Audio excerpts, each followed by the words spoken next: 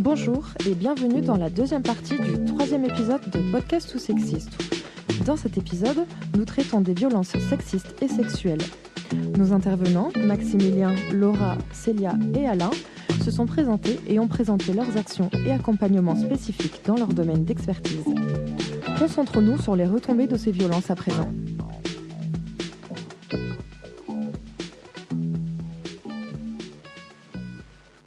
Comment se passe un entretien chez le psy, Laura ? Voilà, en général, la personne arrive, elle sait très bien ce qu'elle a à faire, donc elle se met à parler, et nous on l'écoute, tout simplement. Déjà, c'est la première chose.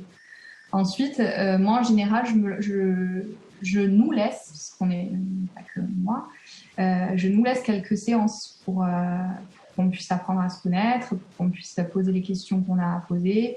Souvent, les premières séances, c'est aussi des moments où voilà, on est en exploration en quelque sorte. Ça peut être du présent d'abord, on est sur le présent, et puis ensuite un peu explorer la famille, explorer, je sais pas, la problématique rencontrée. Voilà, on est sur quelque chose d'exploratoire.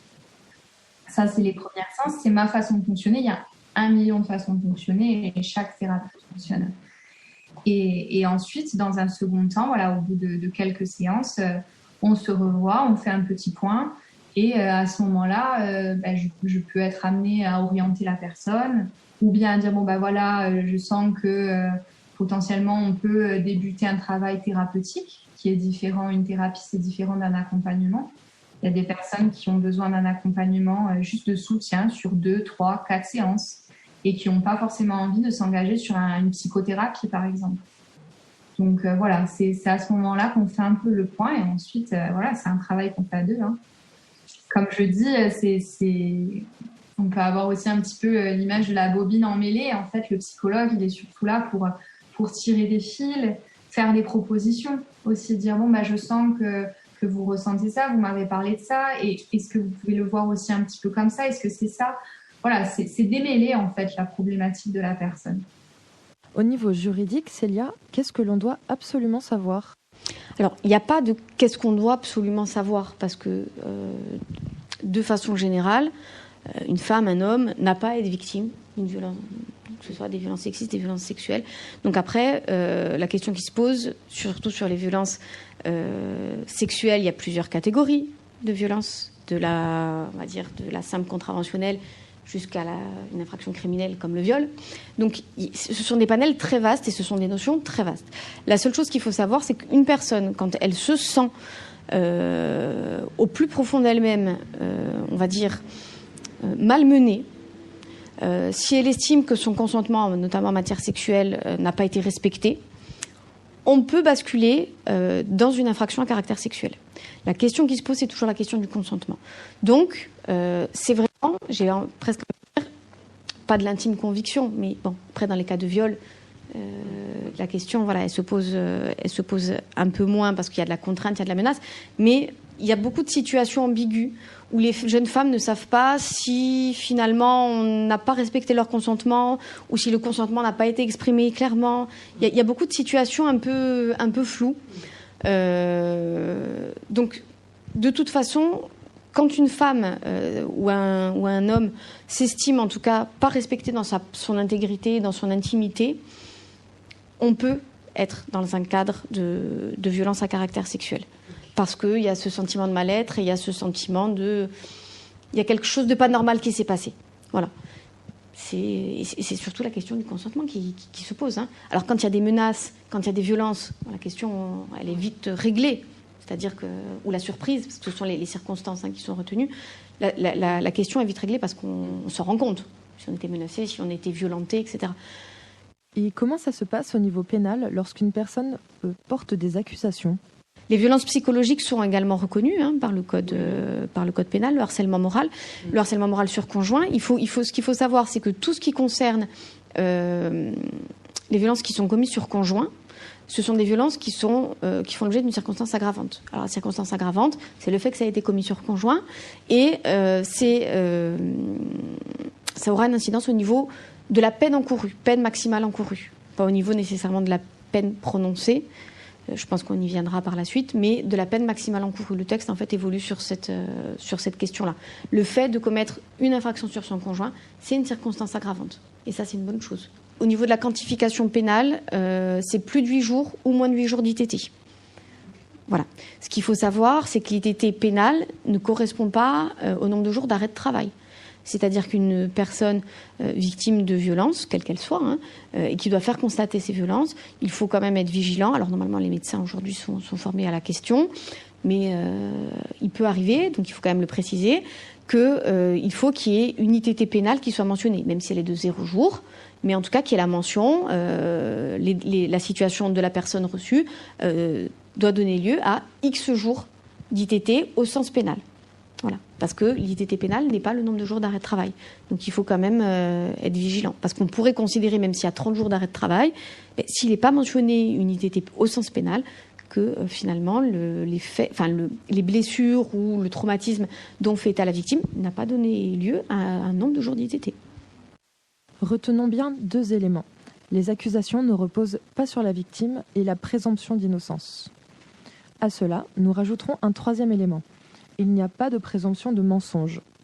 On entend souvent que des personnes accusent à tort d'autres personnes, notamment au niveau des violences faites aux femmes et au niveau de l'inceste. Très souvent, on ne croit pas, de prime abord, la personne qui mentionne ces faits. C'est pour cela qu'il nous semble important de rajouter cet élément. Il ne faut pas qu'il y ait de présomption de mensonge à l'encontre de personnes qui dénoncent des faits qui viennent de personnes extérieures. L'argument des personnes accusant sans fondement ne doit pas stigmatiser automatiquement les personnes qui portent plainte, car ce n'est ni pertinent, ni fondé, ni libérateur, ni véridique, ni généraliste. En matière pénale, la personne qui porte des accusations, il faut à minima qu'elle apporte la preuve des faits qu'elle allègue.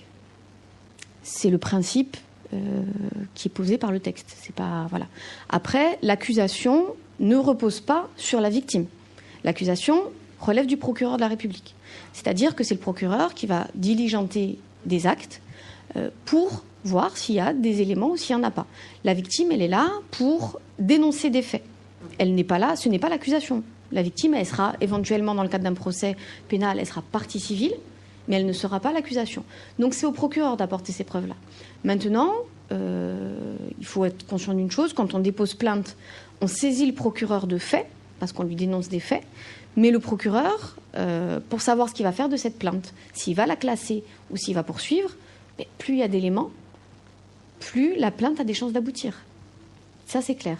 C'est-à-dire que si demain une femme est victime de violence, si elle s'est rendue chez son médecin pour faire constater, pas forcément, parce que les violences, elles peuvent être physiques et peuvent être psychologiques aussi, mais faire constater un état de stress, faire constater, si elles sont physiques, des traces sur le corps, ce sont des preuves qui auraient vocation à disparaître avec le temps, si on ne les fait pas constater. Malheureusement, elle est là. Un traumatisme, une contusion, dans les 24 heures, 48 heures, elle peut disparaître. C'est-à-dire que si elle n'est pas constatée à un instant T, on va revenir dans une situation où le ministère public ne pourra pas mener des investigations qui vont lui permettre, parce qu'il n'y aura plus de traces, et on va se retrouver dans une situation où ça sera la parole de l'un contre celle de l'autre. Et donc, face à une situation de blocage. Parce qu'il y a une chose, et moi j'y suis en tout cas très attachée en tant qu'avocate, mais aussi en tant que femme et en tant que citoyenne, c'est la présomption d'innocence. Aujourd'hui, on peut dénoncer des faits, mais n'importe qui peut dénoncer n'importe quel fait contre n'importe qui. Donc il est important que quand on dénonce des faits, on soit en capacité d'apporter au moins un commencement de preuve, pas vous dire d'arriver avec un dossier qui soit carré, je vous dépose le dossier, c'est bon, renvoyez-le, mais d'avoir des éléments qui permettent de confirmer les allégations. Et c'est normal. Aujourd'hui, on ne condamne pas quelqu'un sur le simple fait d'accusation. Je veux dire, sinon, on serait sur un tribunal populaire et ça serait une dérive du système, qu'on le veuille ou non. Parce qu'aujourd'hui, n'importe qui pourrait venir accuser n'importe quelle autre personne de n'importe quel fait. Donc, c'est pour ça qu'on dénonce les faits. Une enquête est ouverte. Et en fonction de ce qui en ressort de cette enquête, soit c'est classé, soit on renvoie devant une juridiction. Mais ce n'est pas parce qu'on est renvoyé devant une juridiction qu'on sera condamné. Il y a des relax, il y a des acquittements, parce que le tribunal qui sera saisi ou la cour d'assises va considérer que les éléments ne sont pas de nature à confirmer les faits dénoncés. Après, ça ne veut pas dire que les faits ne se sont jamais passés, mais ça veut dire qu'on n'a pas assez d'éléments pour venir dire que tel fait, effectivement, s'est déroulé et que tel fait constitue une infraction pénale. parce qu'il y a ce cadre-là aussi. On ne remet pas en cause la parole de la victime, ça jamais. Mais c'est de dire pas assez d'éléments. Et ça, c'est dur à entendre pour la victime parce que c'est une deuxième violence, en disant mais en fait on me prend pour une menteuse. Souvent c'est ce qu'on entend dans le discours. Mais le travail qui est fait par les associations dans le cadre de l'accompagnement et par les professionnels du droit, c'est de dire sachez qu'en déposant plainte, ça peut ne pas aboutir pour telle raison, pour telle raison, pour telle raison. Mais quoi qu'il en soit, on ne remet pas en cause votre parole. Les faits que vous avez dénoncés, vous les avez dénoncés et vous avez bien fait de le faire parce qu'il est important de libérer la parole. Mais aujourd'hui, le système français, c'est un système de présomption d'innocence et heureusement qu'il n'y a pas de présomption de culpabilité parce que sinon on aurait un système inverse, c'est-à-dire une personne qui est accusée peut-être à tort devrait prouver. Il n'y a pas de logique, parce que ça serait pour toutes les infractions pénales. C'est difficile à entendre, mais c'est la réalité à laquelle elles vont être confrontées dans le cadre de la procédure. Alors autant y être préparé, plutôt que de dire mais écoutez, oui, mais vous inquiétez pas, tout va bien. Et puis au moment où la plainte est classée sans suite, où il y a une relaxe devant un tribunal, de dire mais j'y étais pas préparée. Parce que les choses, elles peuvent s'entendre, pas forcément se comprendre, mais s'entendre quand elles sont expliquées clairement. Mais après, ce sont les aléas de la procédure. Ça, c'est nous, on y est confrontés régulièrement, c'est comme ça. Comment les victimes parlent de ce qui leur est arrivé, Laura ? Ça dépend des personnes, puis ça dépend du thérapeute aussi. Après, ce qui m'a souvent surpris, c'est que j'ai rarement une femme qui vient consulter et qui va dire bonjour, j'ai vécu une violence sexuelle, j'aimerais me réparer, voilà, c'est quand même très très rare. C'est-à-dire qu'en fait, ça surgit à un moment donné. Mais vraiment, il peut y avoir des personnes qui arrivent avec ça. Mais la demande, déjà, je pense que vous le savez, mais la démarche d'aller voir un psychologue ou un psychologue, c'est compliqué. Et donc la démarche ensuite de dire ce pourquoi on est là, souvent la demande elle change. Voilà. Souvent la demande elle change en fait, c'est hyper complexe quoi. Ils arrivent avec quelque chose et puis plus tard, des mois plus tard, on se rend compte qu'on est sur quelque chose de complètement différent.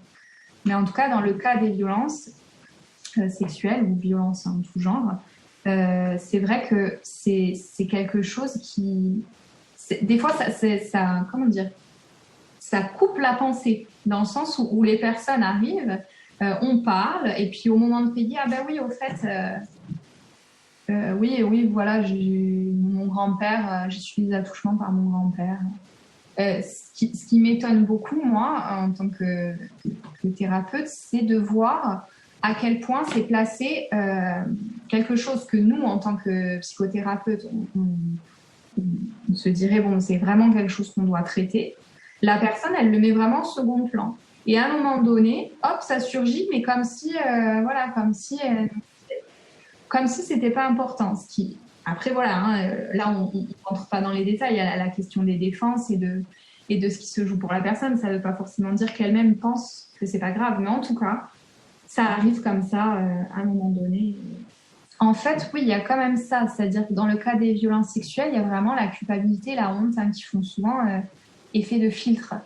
C'est-à-dire que, voilà, comme les non-dits dans les familles à ce niveau-là, c'est aussi très compliqué de le dire à un thérapeute parce que, justement, il y a quand même beaucoup de culpabilité. Au niveau des violences recensées, quels sont les motifs, Maximilien ? Alors, il y a eu beaucoup, c'est déjà trop, mais c'est 3 jeunes gays, j'ai su au courant de ces histoires-là, parce que donc il y en a une à Bastia et une à Ajaccio, et celle à Ajaccio, c'était sur un couple qui sortait de boîte de nuit qui a été agressé parce qu'ils se sont embrassés. Et à Bastia, c'était un jeune qui est tombé dans un guet-apens sur Grindr, qui s'est fait insulter. Bon, la personne s'en est bien sortie entre guillemets. Et, voilà, elle aurait pu tomber sur pire, quoi. Nous souhaiterions revenir sur les propos de Maximilien. Cette personne s'en est sortie. Elle aurait pu tomber sur pire. Il y a des phrases comme celle-ci. Le passé, c'est le passé. Il y a pire dans la vie. D'autres personnes ont vécu pire. Ce n'est pas important. Qui minimisent le vécu traumatique. Nous vous croyons et ne hiérarchisons aucune violence et aucun traumatisme qui a pu vous arriver. Bonjour. Du coup, j'aimerais témoigner sur ce post par rapport à l'homophobie dont j'ai été victime il y a quelques années. Une femme avec qui je parlais, avec qui je pratiquais un sport, qui a appris que j'étais donc en couple avec une femme et qui donc devant des dizaines de personnes s'est mise à me dire déjà que je n'avais pas le profil pour être en couple avec une femme, donc je ne savais pas qu'il fallait un profil. Et ensuite me rabaisser devant toutes ces personnes, dire que si elle-même elle avait une fille comme moi, eh ben elle la mettrait dehors, et que un jour viendra, je trouverai l'homme pour que je partage ma vie.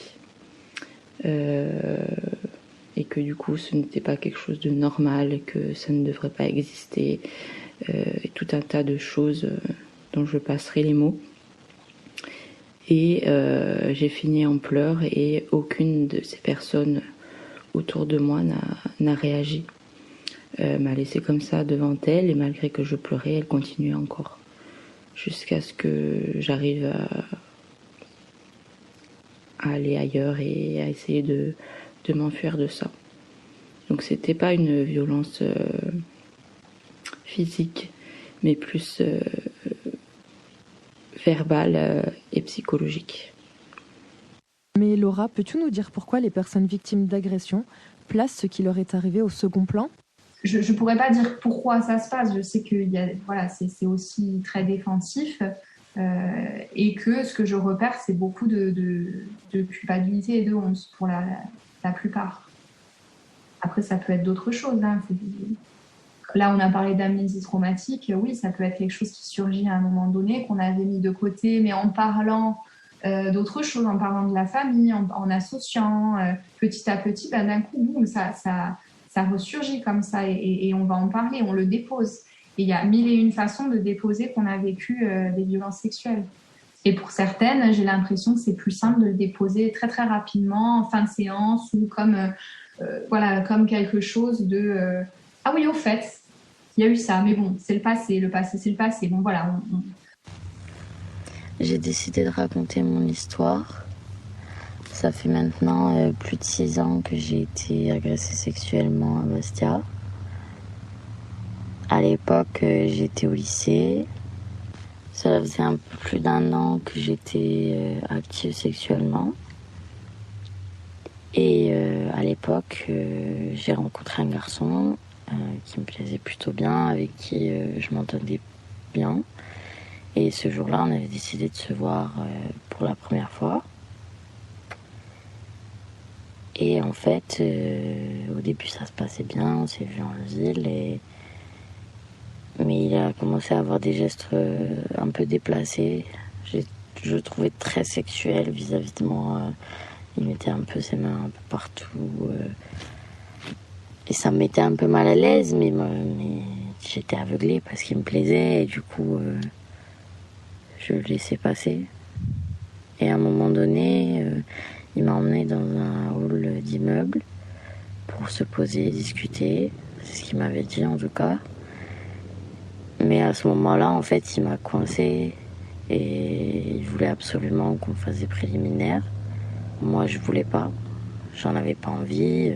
C'était pas le moment ni le lieu. Je l'aimais bien, mais je voulais pas faire ça. Sauf que malheureusement, il avait plus de force que moi, donc c'était ce qu'il avait décidé et c'était ce qui se passerait. Et ça a été très long, ça a été très violent. Et j'essayais de me débattre, j'essayais de le raisonner, j'essayais de lui dire non, mais on peut pas faire ça. Et malgré ça, il était, je sais pas comment expliquer ça, mais c'était comme si on pouvait pas le raisonner. Et dans ma tête, je me disais, il faut que je trouve un moyen de partir et de sortir d'ici. Parce que j'avais peur que ça aille trop loin et qu'ils soient encore plus violents avec moi. Parce qu'ils commençaient à perdre patience que je refuse et que je me débatte. Et à ce moment-là, en fait, il y a une dame qui a ouvert la porte de son appartement. Et Et elle nous a demandé ce qu'on faisait là. Et moi, j'ai dit, on attend quelqu'un. Et je suis partie. Je me suis dit, c'est une porte pour pouvoir m'échapper. C'est ce que je me suis dit. Je me dis, c'est le seul moyen que tu as de t'en sortir. Alors, je suis sortie de l'immeuble. Et j'ai attendu un peu. Et par message, il me disait, reviens. Et moi, je voulais absolument pas revenir parce que je savais ce qui allait se passer. Et il est sorti. Et moi, j'ai dit, je vais aller prendre mon bus pour rentrer chez moi. Et il m'a embrassé, il est parti. Et à ce moment-là, j'avais conscience de la violence. Mais je sais pas pourquoi j'ai voulu minimiser ce qui s'était passé. Et quand j'en ai parlé à ma meilleure amie, c'est là qu'elle m'a dit que c'était pas normal. Et je me suis pris une claque en fait. Parce que mon cerveau, il a essayé de minimiser ce qui s'était passé, malgré la violence. Du coup, j'ai envoyé un message, je lui ai dit que c'était pas normal et il m'a traité de folle et j'ai pas voulu débattre, j'ai voulu enfouir tout ça, je l'ai supprimé, j'ai effacé son existence de ma vie. Je pensais que c'était la solution, malheureusement, c'est pas la solution, parce qu'il reste toujours le traumatisme. Mais je voulais... En fait, j'ai voulu l'effacer, j'ai pas voulu chercher à porter plainte parce que j'avais peur. À l'époque, j'étais déjà harcelée parce que j'assumais ma sexualité. J'avais eu des problèmes, j'étais passée sur des comptes anonymes de rumeurs et mon téléphone était sorti quelque part. Du coup, j'étais harcelée. J'avais des appels masqués de gens qui faisaient des allusions sexuelles.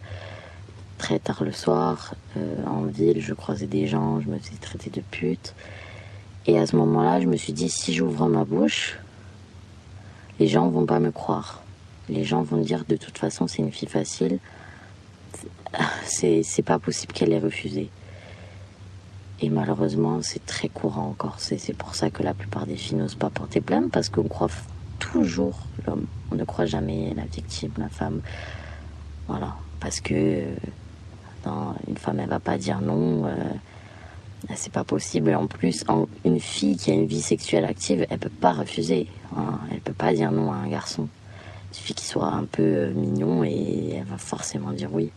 Du coup, ça m'a même pas effleuré l'esprit de porter plainte parce que je me suis dit déjà que je vis un enfer parce qu'être harcelée de la sorte, c'est un enfer pour une adolescente. Si je décidais de porter plainte, ça serait une tornade dans ma vie et je voulais pas vivre ça à l'époque. C'est pour ça aussi que j'ai décidé de témoigner parce que je sais que ça existe toujours malheureusement. Je sais qu'il y a des filles qui se font harceler, qui voient leurs photos intimes divulguées alors qu'elles n'ont rien demandé, qui doivent supporter d'avoir leurs agresseurs dans les établissements scolaires qu'elles fréquentent, même dans leur classe, et qu'on ne les croit pas et qu'on préfère prendre la défense des agresseurs. Ça fait maintenant 6 ans et je me dis que rien n'a changé, qu'on en est toujours au même point. On essaye toujours de protéger le garçon parce que, voilà, le fils à papa, la société sexiste, tout ça fait qu'on souhaite protéger le garçon qui verrait sa vie détruite par une accusation de viol ou d'agression sexuelle, alors que bon, la fille victime, on s'en fiche quoi. On s'en fiche de ce qu'elle a subi, on s'en fiche, on préfère croire le garçon, même si on sait que c'est faux, on préfère le croire.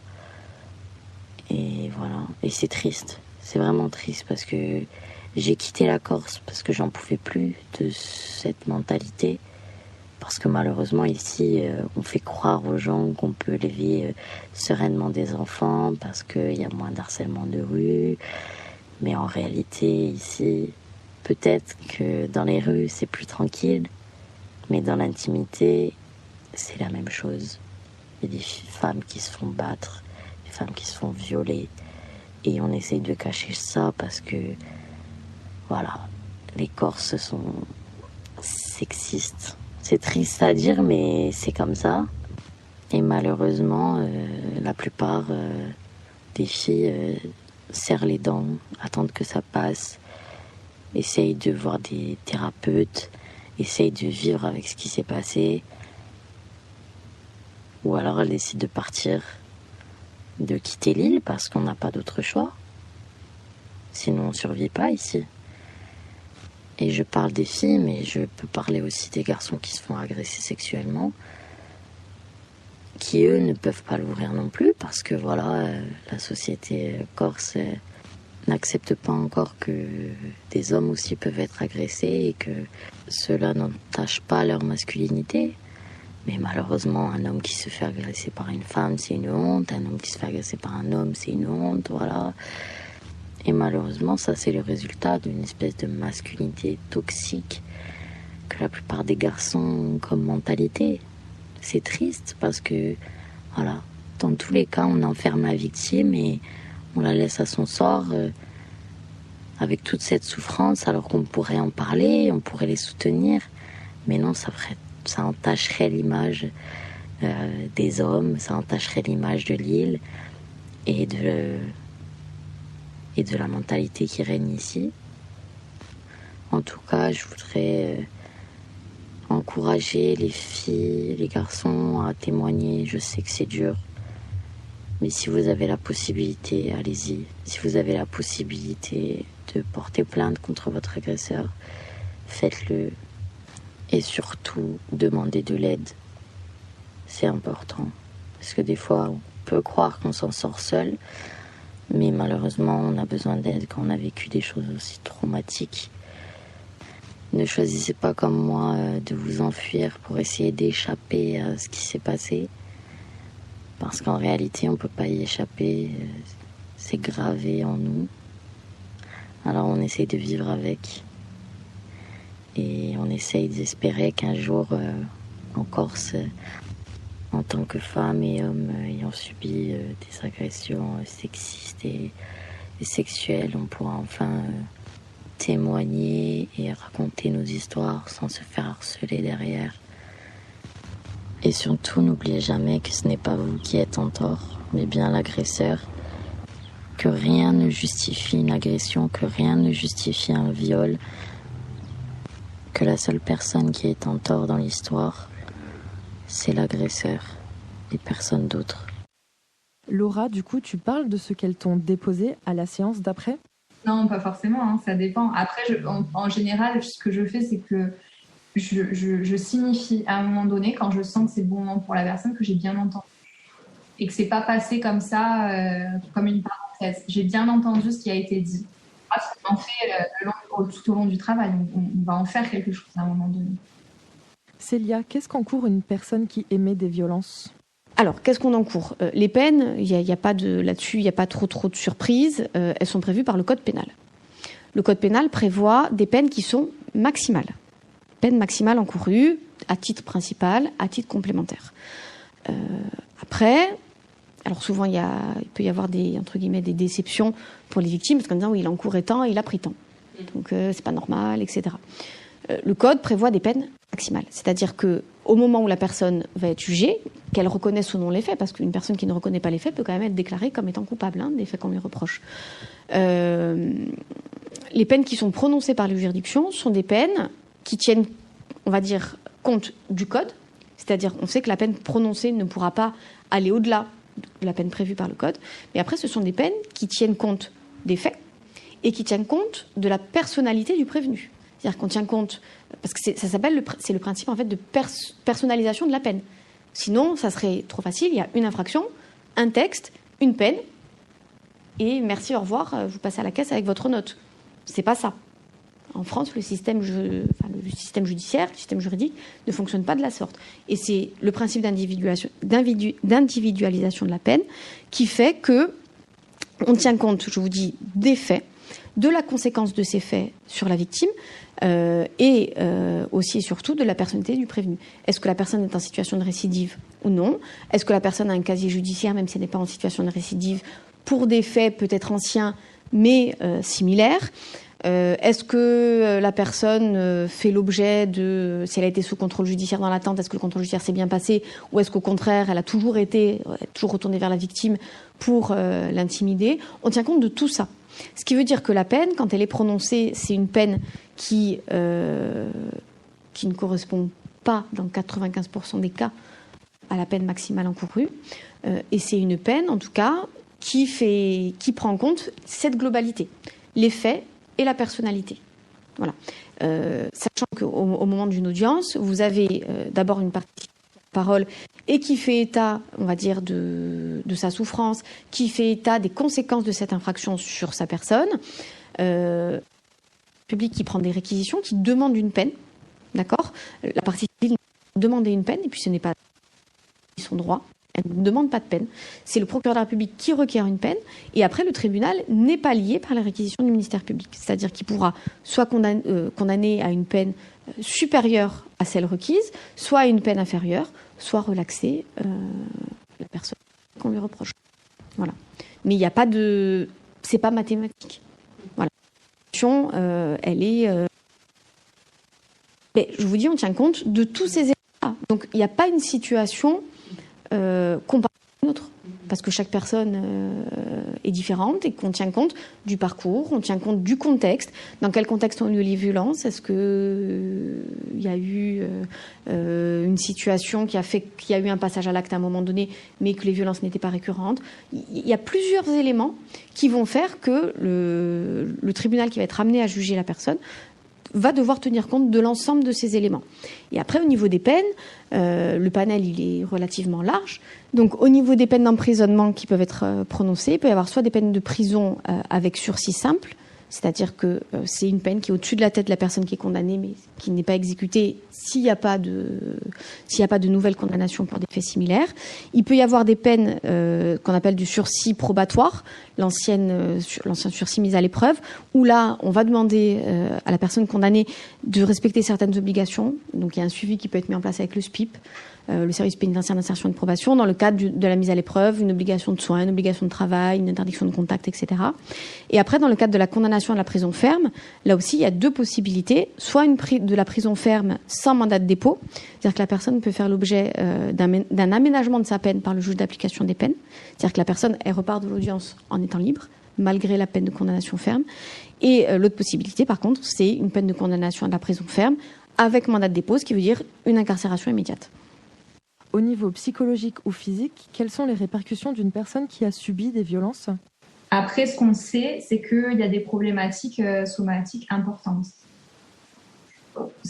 Il peut y avoir des problématiques importantes. On fait maintenant le lien entre des violences vécues et, je sais pas, des maladies chroniques, des maladies de peau, des problèmes d'endométriose. Enfin, on fait vraiment des liens. Après, voilà, au niveau psychologique, on parle d'anxiété, de stress post-traumatique, dépression, et puis même ne serait-ce que la remise en question des liens relationnels et affectifs. Après, on sait que voilà, il y a tellement une multidimensionnalité, une diversité des situations qu'on ne peut pas affirmer quelles répercussions il y aura. C'est-à-dire qu'il ne va pas y avoir les mêmes répercussions selon l'âge de la victime, la récurrence des actes, je dirais, et selon si, je sais pas, s'il s'agit de violences intrafamiliales répétées, d'inceste par exemple, ça on n'en a pas parlé, mais bon, pareil, c'est un sujet, voilà, ou d'un acte violent isolé. Après, voilà, ce qu'on peut dire, c'est que les violences, elles vont survenir à un moment donné, soit de manière unique, soit de manière répétée, mais c'est dans le contexte de vie de la personne. Et donc, on peut ajouter à ça, on peut dire qu'il y a des aspects objectifs de la violence. Je sais pas, on peut observer des lésions, les faits, les symptômes, ce genre de choses. Et à ça, on va rajouter tous les aspects subjectifs, de vécu, d'émotion. Donc, en fait, il y a vraiment une espèce d'intrication très complexe entre dans ce context. Et ces intrications entre le subjectif et l'objectif, vous m'avez compris, quoi, qui constituent la réalité de la personne. Et donc, on fait à partir de cette réalité, de son système de croyance. Mais par contre, on sait que cette réalité, elle devient ou pas expérience traumatique. C'est c'est pas forcément, on n'est pas forcément dans le trauma. Enfin, comment dire ça ça peut ne pas devenir une expérience traumatique. En tout cas, avec tous les vécus dont j'ai parlé, c'est-à-dire de dépression, d'anxiété, voilà. Voilà. Après, ce qu'il faut prendre en compte, à mon avis, c'est vraiment l'inscription du trauma comme effraction psychique. Ça, quand on lit sur les violences sexuelles, c'est ce qui revient beaucoup. Mais aussi, voilà, de prendre en considération tout le caractère évolutif et imprévisible. C'est-à-dire que, voilà, on est sur quelque chose qui est surdéterminé. Et d'ailleurs, souvent, quand c'est pas... tout à l'heure, je parlais d'impensable. Quand c'est pas possible de le penser dans la tête, ça se répercute sur le corps. D'où les problèmes de peau, le vaginisme, ce genre de choses. C'est vraiment des blocages à un moment donné du corps, quoi. On m'a violée quand j'avais 17 ans. C'était après une soirée entre copains à Corté. On était montés faire une des fameuses soirées étudiantes. On a bu et en rentrant, je me suis très vite endormie. Ça m'a réveillée. J'étais complètement dans les vapes et j'ai mis un moment à réaliser ce qui se passait. J'ai d'abord cru à un rêve, mais je sentais trop bien sa main qui tenait mon épaule. Il était bien plus âgé que moi et c'était le plus grand du groupe. Je me souviens avoir bougé et me forcer à me lever, à partir chercher de l'aide, alors que je m'effondrais à l'intérieur. Je me souviens avoir remonté ma culotte et mon short. Ça a été dur d'expliquer aux autres, mais je crois que ma détresse ne laissait pas de doute. Je me souviens être dans la salle de bain, au sol, me taper la tête contre le corps froid pour que tout s'arrête. Les autres choses sont très vite apparues à moi. Soit j'étais folle et c'était grave, soit c'était un viol et c'était aussi grave. La gravité n'a jamais été aussi lourde. Je me souviens avoir cherché la définition juridique du viol et ce fut presque un soulagement lorsque j'ai vu le mot surprise. Il y a tellement de clichés sur le viol, je ne pensais même pas que cela puisse en être un. Je suis allée me réfugier chez une amie après que deux des anciens copains qui étaient à la soirée m'avaient accompagnée à Pontarlier. Le voyage fut horrible, plus personne ne me croyait, le regard était complètement dédaigneux, jugeant. Nous sommes allés au planning familial le lendemain. Je me souviens avoir vu deux personnes, une du corps médical, genre gynécologue, et une psychologue. J'ai raconté ce qui s'était passé. Je me souviens de cette toute première auscultation gynécologique sans aucun tact, comme un acte banal, comme regarder une gorge lorsqu'on a une angine. La femme m'a répondu qu'il n'y avait pas de traces de pénétration forcée, pas de lésion, c'est tout. J'ai occulté tout ça très vite, il fallait assurer au lycée auprès de mes parents, puis la prépa, le stress, la pression, et j'ai craqué. Je suis rentrée chez moi en Corse dans une détresse folle. Impossible pour moi de parler à ma famille, seulement à quelques proches mis au courant dans des moments d'extrême panique. Ma mère m'a fait consulter une psychologue, et après une nuit compliquée, j'ai réussi à tout sortir. Je ne savais pas encore si tout cela était quelque chose dans ma tête, de l'ordre de la pathologie, ou si c'était bel et bien un viol. C'est la psychologue qui a mis le mot dessus. Elle m'a dit que ce n'était pas la première fois qu'elle entendait ce genre d'affaires, que je n'étais pas la seule. Elle m'a aussi dit que le planning familial n'avait pas fait son travail et qu'il aurait dû avoir un signalement. On aurait dû m'aider quand j'étais venue demander de l'aide. J'ai vécu l'enfer des infections urinaires à répétition, en voulant m'arracher la tête pour ne plus avoir mal, à ne plus sortir de chez moi pour ne pas me retrouver dans un endroit où je ne pourrais pas être seule, avec des toilettes et une connexion Internet pour m'abrutir. On a même cru que je faisais de l'endométriose, au bout d'au moins 7 médecins différents et un ami de la famille surtout. J'ai eu des douleurs fantômes, j'avais mal, trop mal, mais rien aux analyses. Personne ne m'a jamais posé la question de savoir si le problème n'était pas psychologique, si je n'avais pas subi des violences sexuelles. Je me suis rendu compte que tout était lié en parlant avec des amis à qui des choses similaires étaient arrivées, en scrutant des heures les réseaux sociaux dans lesquels j'ai trouvé un énorme soutien vital. Aujourd'hui, après de longues séances chez le psychologue et un soutien sans faille de mon compagnon et de mes amis, je reprends l'assurance, mais mon équilibre reste fragile. J'ai arrêté les études pendant 2 ans, mais j'ai réussi à reprendre. Loin de tout ça, ma famille n'est toujours pas au courant. MeToo a été un espoir inattendu et absolument libérateur. Pour la première fois, je sentais mes accès de colère légitimes. C'est devenu mon moteur. À Heroes, l'été passé était encore plus salvateur. Enfin, les mentalités changeaient. Enfin, chez moi, sur cette petite île où on se croit protégé, où on dit qu'une fille peut rentrer seule chez elle dans la nuit. Enfin, la parole se libère. Enfin, la peur ne nous tétanise plus. Le chemin reste long et je sais que je vivrai toute ma vie avec cette blessure qui touche nos entrailles les plus profondes. Mais j'ai soif de faire bouger les choses. Comment peut-on accompagner et être présent pour une victime, Laura ? Là, pour moi, il y a 2 aspects dans l'accompagnement. Il y a l'aspect quand on est un proche, et c'est celle qui me semble la plus importante. Et puis, à l'aspect psy, comment en tant que psy, on accompagne la victime. Après, quand on est confronté à quelqu'un qui a subi une violence, ça dépend aussi. Est-ce que c'est tout de suite après? Est-ce que c'est 2 ans plus tard? 3 ans plus tard? 15 ans plus tard? Parce que ça aussi, on le voit en général, c'est pas forcément tout de suite après. Mais bon, dans tous les cas, je pense que c'est la même posture à adopter, c'est-à-dire que d'abord, c'est la croire.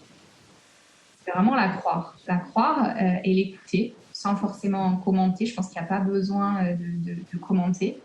Et la rassurer, voilà, un petit peu. Après,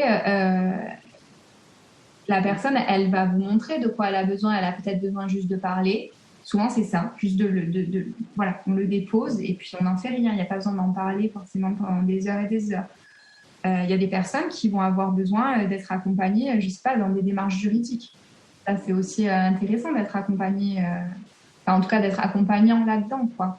Après, un point important, c'est que voilà, il y a la famille, il y a les amis, c'est bien et c'est important. Après, ça suffit pas, dans le sens où on sait que c'est des situations qui sont quand même super lourdes et qui méritent de faire intervenir des professionnels. C'est un peu ça que je voulais mettre en avant, c'est-à-dire que, et puis ça fait partie, en tant que proche, on peut accompagner la personne vers des professionnels. Donc en fait, l'accompagnement, il y a les associations, c'est donc la CIDFF, et ça on en a parlé, vous savez, je crois qu'à Ajaccio, ils sont aussi présents. Et puis après, il y a la Corsavem.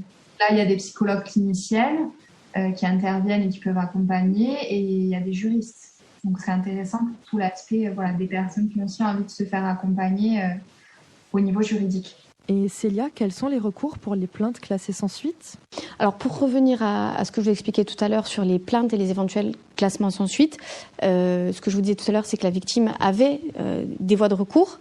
Le premier, c'est ce qu'on appelle le recours hiérarchique, c'est-à-dire que le procureur qui va estimer qu'une plainte doit être classée sans suite, c'est le procureur de la République dans le ressort d'un tribunal judiciaire. Au-dessus des tribunaux judiciaires, on a des cours d'appel. Et dans ces cours d'appel, il y a un procureur général.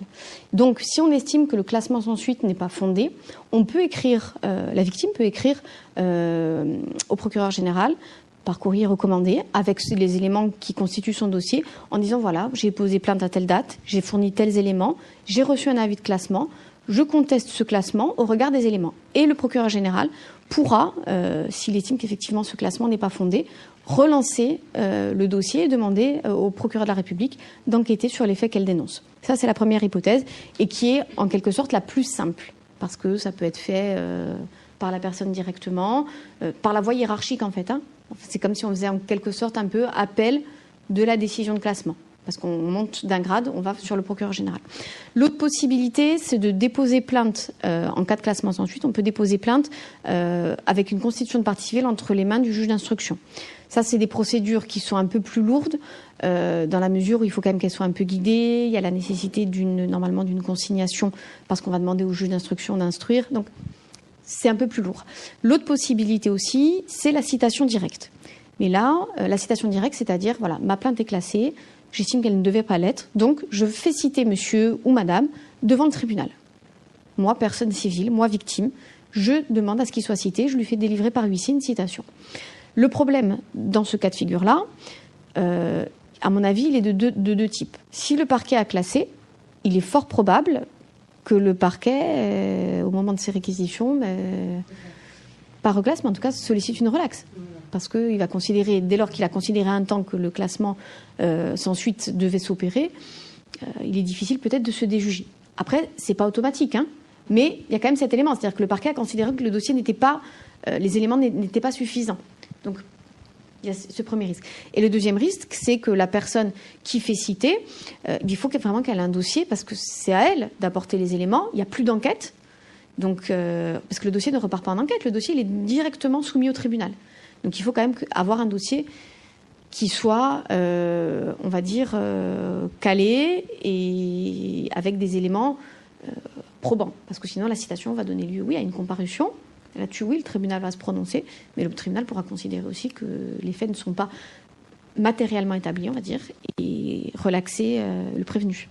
Donc voilà, ça, ce sont les possibilités d'action quand il y a un classement sans suite. C'est-à-dire qu'on peut, malgré tout, reprendre les choses en main pour faire en sorte que la plainte aboutisse. C'est pas une fin de non-recevoir, on va dire. Il y a une chose qui est importante, c'est qu'aujourd'hui, alors, il y a un travail qui est fait, et le CIDFF, par les actions qu'elle mène avec la gendarmerie. On travaille avec des référents accueil femmes victimes de violences conjugales, parce qu'il y a une chose qui est claire, c'est que les violences conjugales, à l'heure actuelle, à 90%, concernent des femmes. Ce sont les femmes qui sont victimes de ce type de violences, comme les violences à caractère sexuel. Ce sont les femmes qui sont le plus touchées par ce type de faits-là. Et il y a des formations qui sont faites pour les accueillants en gendarmerie, en tout cas. Et en tout cas, alors on va pas dire de la formation, on les ramène pas sur les bancs de l'école, c'est pas ça, parce qu'ils sont formés et qu'ils ont reçu, normalement, des éléments qui leur permettent d'accueillir les victimes. Mais en tout cas, on leur fait état, nous, des retours qu'on a. Des personnes qui sont reçues et des difficultés auxquelles elles ont été confrontées pour faire en sorte que ces difficultés-là puissent trouver, on va dire, des solutions et qu'à l'avenir, voilà, ça se reproduise plus. Donc l'idée, c'est vraiment de faire un partenariat constructif, voilà, pour faciliter l'accueil des femmes et pour que cet accueil soit le plus, on va dire, le plus agréable possible pour les victimes, parce que c'est déjà difficile c'est difficile de sauter le pas, d'aller déposer plainte, parce que souvent, en tout cas au CIDF, il y a un travail qui est fait en amont, une discussion, elles ont besoin d'être rassurées sur effectivement comment les choses se passent, qu'est-ce que ça implique, sur du court terme, sur du long terme, ce que ça va impliquer quand il y a des enfants, etc. Donc il y a déjà toutes ces questions en amont qui sont posées. Et donc quand elles passent la porte, que ce soit du commissariat ou des gendarmeries, ce sont des femmes qui ont besoin de recevoir un accueil un peu plus individualisé, un peu plus particulier, où on va savoir poser les bonnes questions, on va savoir essayer de voir si derrière il n'y a pas d'autre chose. Ça arrive aussi, parce que derrière des violences conjugales, il y a peut-être des violences à caractère sexuel qui sont latentes, mais dont la femme n'a pas forcément soit conscience, soit envie de discuter, soit envie d'en parler avec un officier de police de sexe masculin. Il y a encore cette barrière, on va dire, de la gêne et de la honte de discuter de certaines choses. Donc après, le travail des associations et le travail des avocats aussi, clairement, c'est aussi tout ça, c'est de faire sauter ces verrous-là en disant, voilà, les gens, ils sont là pour vous. On est là pour vous aider, on est là pour vous accompagner. Donc, tout le monde, vous avez autour de vous que des professionnels. Donc, il ne faut pas avoir honte de discuter et d'expliquer les choses de façon, des fois, peut-être un peu crue, mais en tout cas, qui doivent être verbalisées comme telles. Voilà, il ne faut pas avoir honte. Il y a juste un point dont moi j'avais aussi envie de parler, c'est souvent on a tendance à penser que le recours aux autorités et à la loi c'est une solution de réparation pour les victimes. Ça dépend des personnes et c'est pas forcément le cas, c'est-à-dire que c'est un tort finalement de penser que la personne elle pourra entamer son deuil uniquement quand elle aura eu recours à un dépôt de plainte ou quand l'agresseur aura été puni. Après, c'est sûr qu'il y aura forcément un moment où il y a un besoin de réparation et c'est important de passer par la loi et de passer par les autorités. Mais on sait que le fait de déposer une plainte, ça peut être aussi vécu par l'interlocuteur qu'on a en face comme une violence, selon comment c'est, ou comme une intrusion, selon comment c'est accueilli. Surtout, tout à l'heure, on parlait de la dissociation émotionnelle en cas de trauma. Donc, ça va vraiment dépendre de la personne qu'on a en face et de la temporalité de chacun. Donc, c'est pas forcément en passant par ce biais-là, même si c'est important. Surtout que si l'accueil en gendarmerie se passe mal, c'est une deuxième violence. C'est une deuxième violence. Et en fait, l'idée dans tout ça, c'est de ne pas recréer de la violence, en fait. Parce que la personne a déjà vécu une violence, elle la signifie, elle la met en mots, ou en tout cas, elle est dans cette démarche-là. La première chose, ne pas recréer de la violence. Là, la dernière journée d'études à laquelle je participais, c'était sur les liens tyranniques. Et l'invité, il définissait la violence, je trouvais ça intéressant, parce qu'il disait que la violence, c'est le non-respect de la subjectivité de l'autre. Et je trouve que quand on parle des violences sexuelles, de toutes les violences, mais ça parle bien. Et donc, quand on a en face quelqu'un qui a vécu ça, voilà, juste l'accueillir, accueillir son discours. S'il n'y a pas de discours, accueillir la personne, même sans discours. Et puis ensuite, si c'est aussi ce dont elle a besoin, la rediriger vers les associations de victimes, vers un accompagnement psy, si c'est sa demande, quoi. Avoir un commentaire ou une réaction quelconque subjective peut avoir des conséquences sur la libération de la parole de la victime. C'est vrai que souvent, en fait, une réaction, une mauvaise réaction, ça peut bloquer la personne qui se renferme encore pour 10 ans dans son secret, quoi. Et pour ce qui est des violences, il n'y a pas d'effet dégressif. Est-ce que ça peut s'estomper ? Est-ce que l'on peut vraiment parler de guérison ?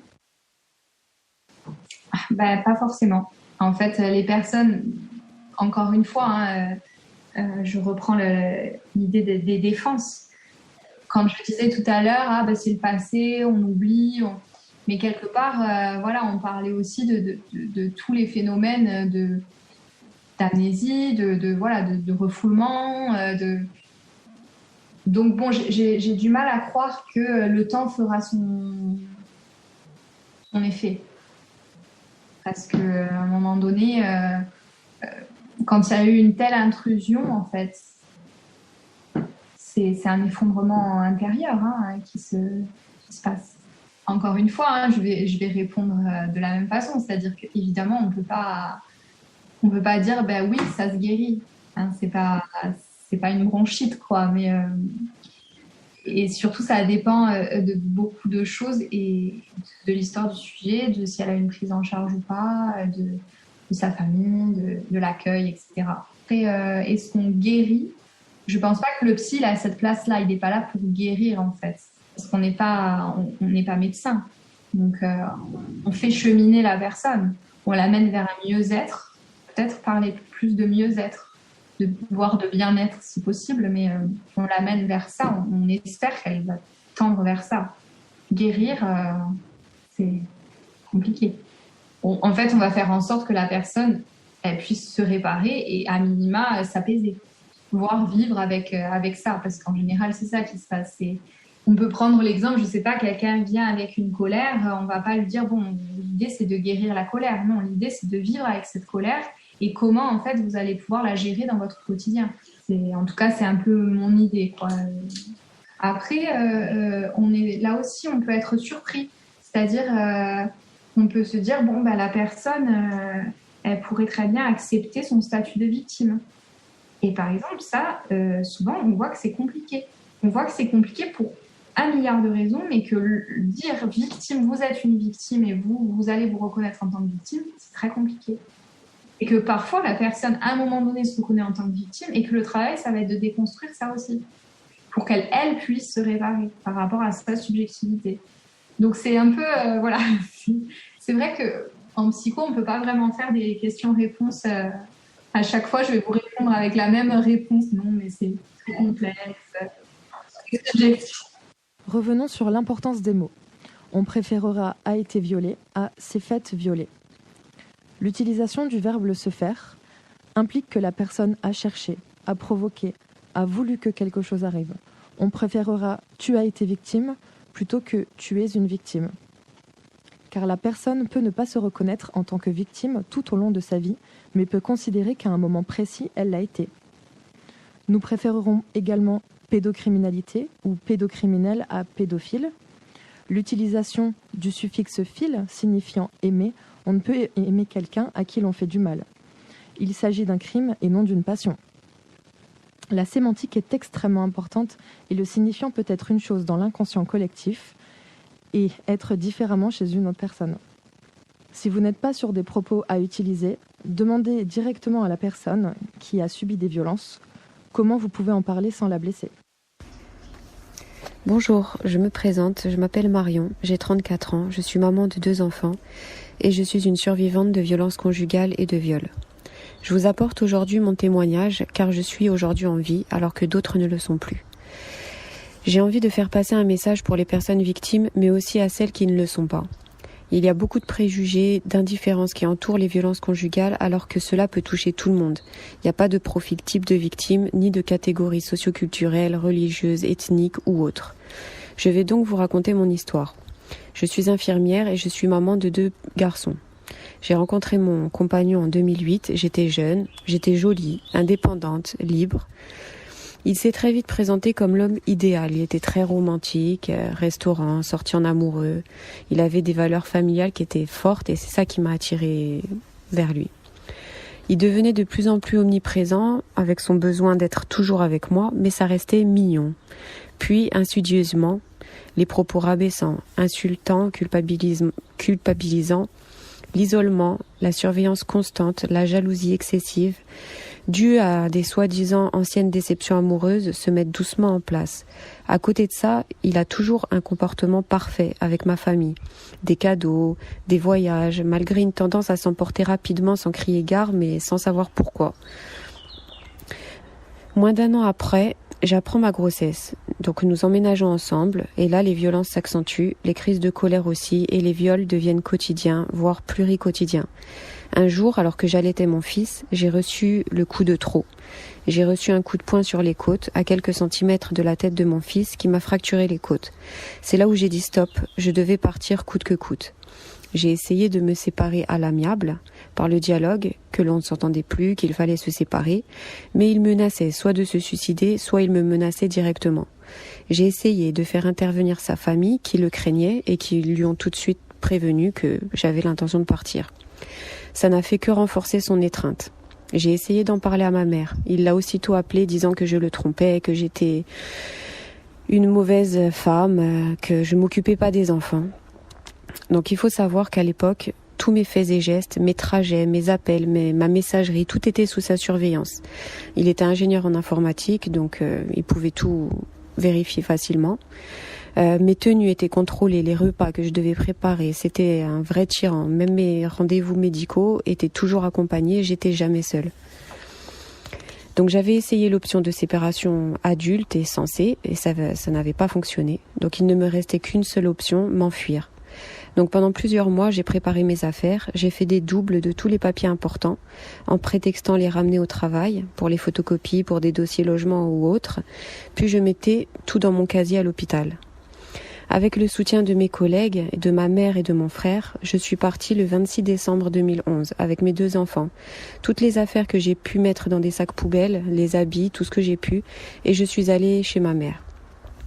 J'ai enfin porté plainte. C'était ma première plainte et pour moi c'était vraiment quelque chose d'important. Elle a eu aucun effet. Le 8 mars 2012, il se présente chez ma mère pour prendre les enfants, c'était les vacances scolaires. Il met les enfants dans la voiture et il revient très nerveux, prétextant me demander des lingettes. Puis, il sort un pistolet et il me braque sur la tête. Je crie, je me débat, j'arrive à sortir et il me rattrape, me traîne au sol. Je hurle et un voisin vient me secourir. Lui s'en va, prenant les enfants avec lui. Je vais à la gendarmerie. Je suis couverte de sang, de griffures, de bleu. Ils prennent des photos, plus ma plainte. Pendant 48 heures, je reçois des vidéos de mon fils tenant un bidon d'essence et devant me dire « Maman, c'est ta faute, t'es qu'une sale pute, à cause de toi, on va tous mourir. » Donc je reçois plusieurs messages comme ça pendant ces 48 heures. Il sera retrouvé 48 heures plus tard, après une course-poursuite, finissant contre un arbre et aspergeant mes enfants d'essence. J'ai été chercher mes enfants à l'hôpital, traumatisés, imprégnés de l'odeur de l'essence. Suite à ça, il a été hospitalisé en psychiatrie car il prétextait des envies suicidaires et une grosse dépression suite à mon départ. Là, je reprends ma vie, nous essayons de nous reconstruire, mais son ombre plane sur nous, et surtout le manque cruel d'écoute et de protection de la part de la justice. Nous sommes en 2012. Mes plaintes sont alors restées sans voix et inutiles malgré tous les ITT, donc les interruptions de travail temporaires. Enfin, c'est des actes médicaux pour attester des violences conjugales. Donc malgré les nombreux certificats médicaux et les faits récents. Donc il sort de psychiatrie et il se présente à la fête des écoles, cherchant à se faire pardonner et demandant à revoir les enfants. Plusieurs mois plus tard, après insistance de sa part et de celle de sa famille, venu chez mes parents nous assurer qu'il était suivi, qu'il avait changé, qu'il voulait juste voir les enfants, qu'il n'avait plus du tout de désir de revenir en couple avec moi. Je l'autorise avec moi. Il m'offre une boisson qu'il avait déjà ouverte, du Fanta. Et là, c'était le trou noir. Je me suis réveillée plus tard en me levant et là, je sens quelque chose qui coule entre mes jambes. Donc bon, j'ai compris qu'il y avait eu un acte sexuel. Je décide d'aller au commissariat et on me dit qu'on ne peut rien pour moi. On me rappelle plusieurs jours plus tard, les différentes plaintes que j'avais posées se sont rejointes et là, ils veulent l'interpeller. Donc, ils l'interpellent enfin. Il est resté 9 mois incarcéré. Donc moi j'ai dû aller changer de logement. On a été dans un hôtel avec mes enfants pendant 2 mois pour se protéger. Enfin, ça a été vraiment dur. J'ai appris qu'il avait déjà c'est là que j'ai appris qu'il avait déjà un rappel à la loi pour des violences sur une précédente compagne. Et il avait également 6 mois de sursis pour des violences sur son ex-femme. Donc là, il est resté 9 mois incarcéré. Là, on a commencé à respirer, à revivre. Vraiment, c'était une bulle d'air, on va dire. On se sentait libre avec les enfants. Et au bout de 9 mois, la juge décide de le faire sortir car il n'a pas le profil. Il est bien inséré dans la société, il a un travail. La juge pense qu'il a compris la leçon et qu'il comparaîtra libre au jugement. Je signale quand même à la juge que s'il sort de prison, il me tuera. Parce qu'il me l'avait déjà dit que si un jour il allait en prison suite à une plainte de ma part, il me tuera.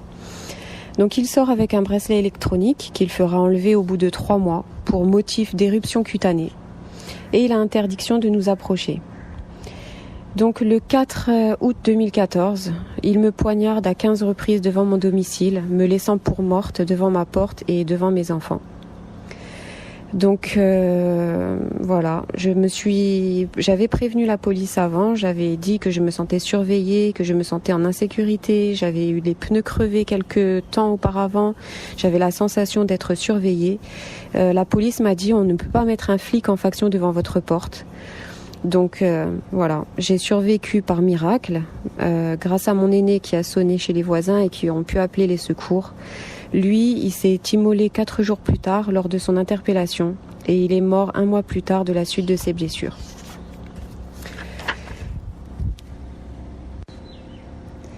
Sept ans plus tard, je libère la parole car ces 7 dernières années ont été un long chemin de combat, de résilience avec moi-même. J'ai été 2 ans dans le déni où j'étais vraiment heureuse et libre en fait. Je me sentais libérée parce qu'il était plus là, il était mort et je me sentais libre.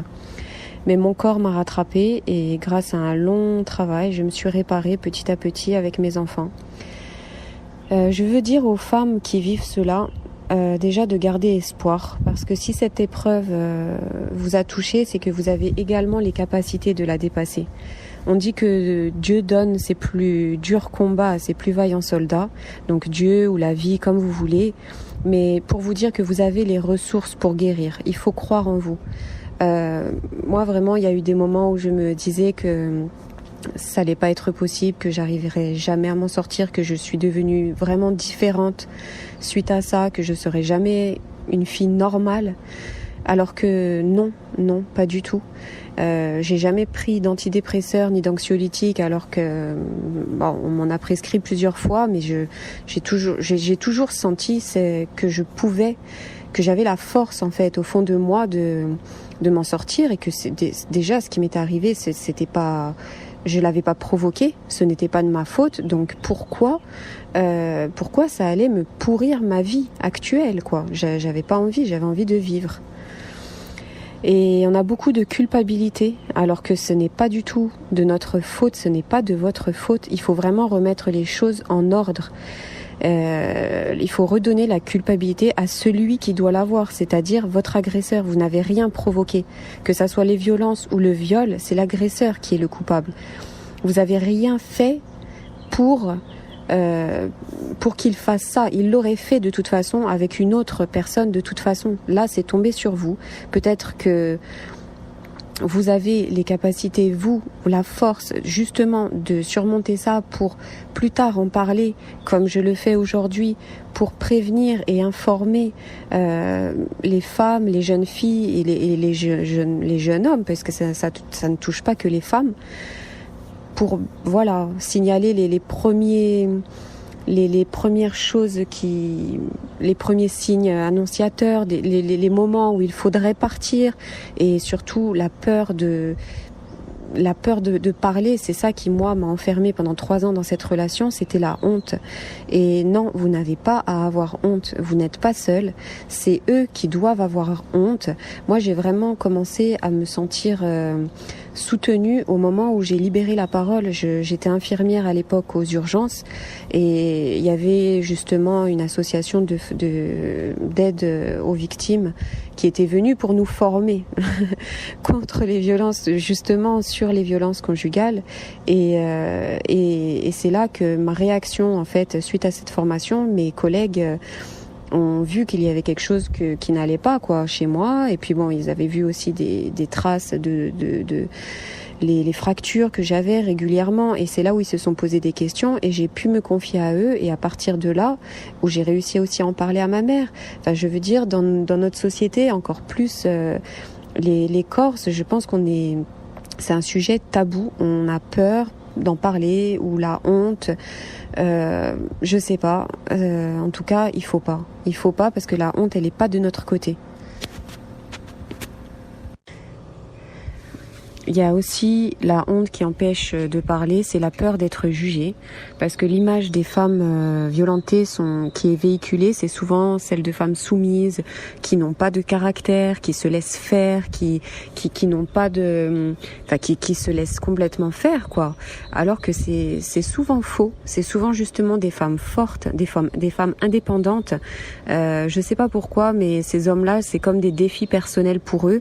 Le fait de briser justement une femme forte et indépendante, c'est quand même beaucoup plus gratifiant pour ces gens-là, qui ont un peu un côté sadique, il faut le dire.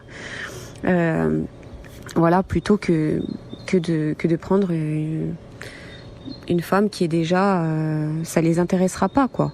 Je veux dire, moi j'ai grandi librement, j'étais la seule fille, j'ai que des frères, on a été élevés exactement de la même façon, il n'y avait pas de préférence ou quoi que ce soit. Je travaillais, j'étais vraiment tout l'opposé de la femme soumise, et qui était qu'on peut penser, et pourtant j'ai vécu ça, j'ai vécu les violences conjugales, donc non, ça n'a rien à voir. Donc ce sont tous ces préjugés, et surtout ce manque d'écoute et de reconnaissance de la part des services de police aussi, notamment. Moi je sais qu'à l'époque, donc c'était dans les années début des années 2000, c'était vraiment, enfin je vous dis, c'était pas intéressant pour eux. Bon, c'était des histoires familiales quelque part. Vraiment, moi mes plaintes n'ont pas été entendues. Alors que c'est très difficile pour une femme comme ça. Déjà, si elle est surveillée, c'est encore plus difficile pour elle d'aller au commissariat. Mais le jour où elle y va, elle s'attend vraiment à avoir du soutien, en fait. Et des fois, les plaintes ne sont pas prises. Des fois, et on nous dit carrément de rentrer et que ça va s'arranger, quoi. Donc là, maintenant, il y a quand même un gros travail qui est fait. Les associations, elles font vraiment un travail énorme, et même en lien avec la police, il y a eu des formations de fait, et je pense que les choses évoluent, et j'espère sincèrement que les choses vont évoluer. Par contre, il y a quelque chose qui reste encore compliqué, c'est par contre cette façon que la France a de gérer ces personnes violentes, parce qu'au final c'est toujours à la personne victime de déménager ou de partir, de se cacher. C'est pas normal, déjà, je trouve. Et aussi, il y a comment ça se fait qu'une personne qui est récidiviste, qui a déjà eu plusieurs plaintes de plusieurs personnes contre des violences, se retrouve encore en libre circulation comme ça, sans avoir été suivi, sans avoir... je comprends pas. Enfin, moi, je veux dire, s'il avait déjà été interpellé à l'époque, pourtant il y a eu des faits graves avant moi, je pense que il se serait pas passé tout ça, quoi. Et si on m'avait pris en compte, on l'avait pas libéré, les faits étaient quand même super graves déjà à l'époque, voilà, quoi. Donc j'espère que ça va changer, et que vraiment les choses vont changer maintenant. J'aimerais rajouter un message important pour les victimes de viol, d'inceste et d'abus sexuels. Donc il faut savoir que le viol, c'est quelque chose de très destructeur qui est utilisé même dans les guerres en fait pour détruire un peuple. Ça, c'est vraiment quelque chose d'horrible. Moi, je l'ai minimisé pendant longtemps, alors que c'est ce qui m'a pris le plus de temps pour me relever. Mais en fait, il y a plusieurs processus dans le viol et c'est ce qui a fait que je l'ai minimisé pendant autant d'années. C'est qu'il y a un déni en fait qui se met en place. Donc moi, pendant 8 ans, je n'étais pas du tout consciente que j'avais été violée. C'est lors d'un entretien avec mon psychologue de l'époque qui, en lui racontant comme ça, enfin pour moi une histoire qui était banale, et me dit mais madame, c'est là ce que vous me racontez, c'est un viol. Et je lui dis mais non. Et puis après, bon, en réfléchissant, je dis oui, en effet, ouais, vraiment oui, j'ai été violée. Et du coup, c'est vraiment le cerveau qui se met en sécurité pour ne pas repenser à ces moments tellement traumatisants que du coup, il préfère oublier en fait. C'est vraiment, il se met en mode sécure et il privilégie la vie, enfin plutôt que parce que de repenser à ça, ça peut faire péter un plomb quoi. Donc voilà, il y a le déni. Donc il y a des gens à qui ça peut durer 20 ans, 10 ans. Pour ma part, ça a duré 8 ans. Il y a aussi la dissociation. Donc en fait, on sort carrément de notre corps. C'est vraiment, moi je me souviens encore le moment où ça m'est arrivé, où je me suis même vue flotter. Et en fait, je n'étais plus mon corps en fait. Moi, j'étais dans mes rêves, dans mes nuages, enfin voilà, et mon corps subissait des choses, mais moi je ne les ressentais plus en fait. Je m'étais insensibilisée totalement.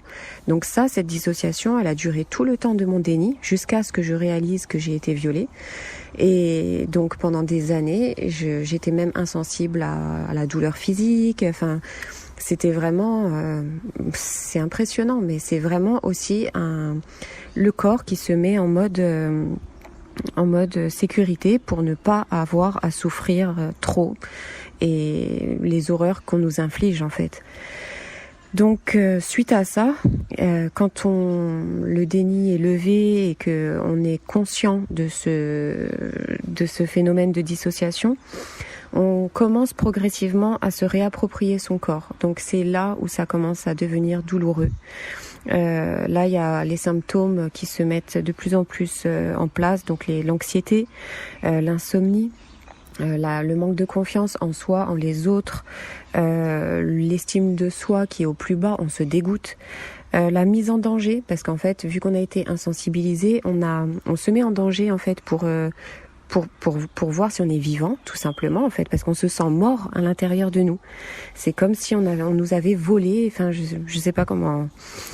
Donc, ça peut être par l'alcool, par les drogues, pour essayer d'éteindre en fait cette douleur qui est trop violente, par les médicaments. Bon, il y en a qui font des tentatives de suicide aussi. Il y en a qui ont une sexualité exacerbée, ou alors à l'inverse, qui n'ont plus du tout de sexualité. Ça peut aussi passer par, malheureusement, on peut avoir affaire à un violeur. Ça, c'est, voilà, je préfère vous le dire parce que moi, tout ce que je vous dis là, je savais pas. J'ai malheureusement appris par moi-même. Ça a été le fruit de nombreuses recherches, d'un travail avec des psys, avec plein de choses. J'ai tenté plein de choses pour comprendre ce qui m'arrivait. Et en fait, au final, tous les symptômes que j'avais étaient dus au viol en fait. Donc voilà, vous n'êtes pas seul. Si vous aussi vous ressentez ça, que ça vous parle, ne croyez pas que vous êtes seul au monde et que ce qui vous arrive c'est bizarre et que vous êtes différente ou différent et que ça ne s'arrangera jamais. C'est faux. Ça peut s'arranger. Donc moi, dans mon cas, malheureusement, j'ai été reconfrontée à un violeur en 2018, donc récidiviste. Bon, ça, voilà, là, il est en prison actuellement et il sera jugé aux assises en 2022 pour mon viol et pour des autres faits de violence sur une autre femme. Donc là, ça a vraiment réveillé en moi l'origine en fait de mes traumatismes. Et donc là, je suis passée par plein de choses. J'ai essayé l'hypnose, l'ostéo. Enfin voilà, j'ai lu, j'ai pas arrêté de lire. Faut vraiment en fait s'écouter parce qu'il n'y a pas de choses miracles. Je peux pas vous dire ça va vous aider. L'hypnose, ça va vous aider. La sophrologie, ça va vous aider. Oui, sûrement, mais chacun a son truc en fait. Moi, pour me réapproprier mon corps, ce qui m'a énormément aidé, c'est la danse, parce que bon, c'est mon truc à moi. Je sais que les massages, surtout venant d'une autre personne, je sais pas si j'aurais pu. Même par une femme, enfin voilà, c'était compliqué pour moi. Donc moi, la danse, ça m'a énormément aidé. J'ai trouvé un psychologue. Franchement, je l'ai pas choisi du tout pour ses compétences ou ses diplômes. C'était un psy de quartier qui était gratuit, c'est pour vous dire. Mais cet homme-là m'a énormément aidé. En fait, il m'a laissé parler. J'ai mis plus d'1 an avant de lui parler des violences sexuelles. Je me suis ouverte vraiment progressivement à lui. Il m'a jamais posé de questions, ou alors très en douceur, mais il m'a jamais demandé de lui expliquer ce qui m'était arrivé, parce que ça peut ancrer les traumatismes et c'est pire en fait. Donc lui, il a laissé les choses sortir pour m'en libérer petit à petit en fait. Donc voilà. Et donc vraiment s'écouter. Après j'ai beaucoup lu de livres et notamment il y a un livre que j'aimerais vous parler qui m'a beaucoup parlé.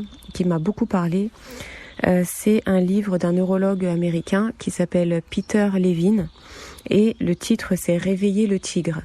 Vraiment au niveau des... Bon, il est un peu poussé, c'est à destination des victimes, mais aussi des professionnels de santé.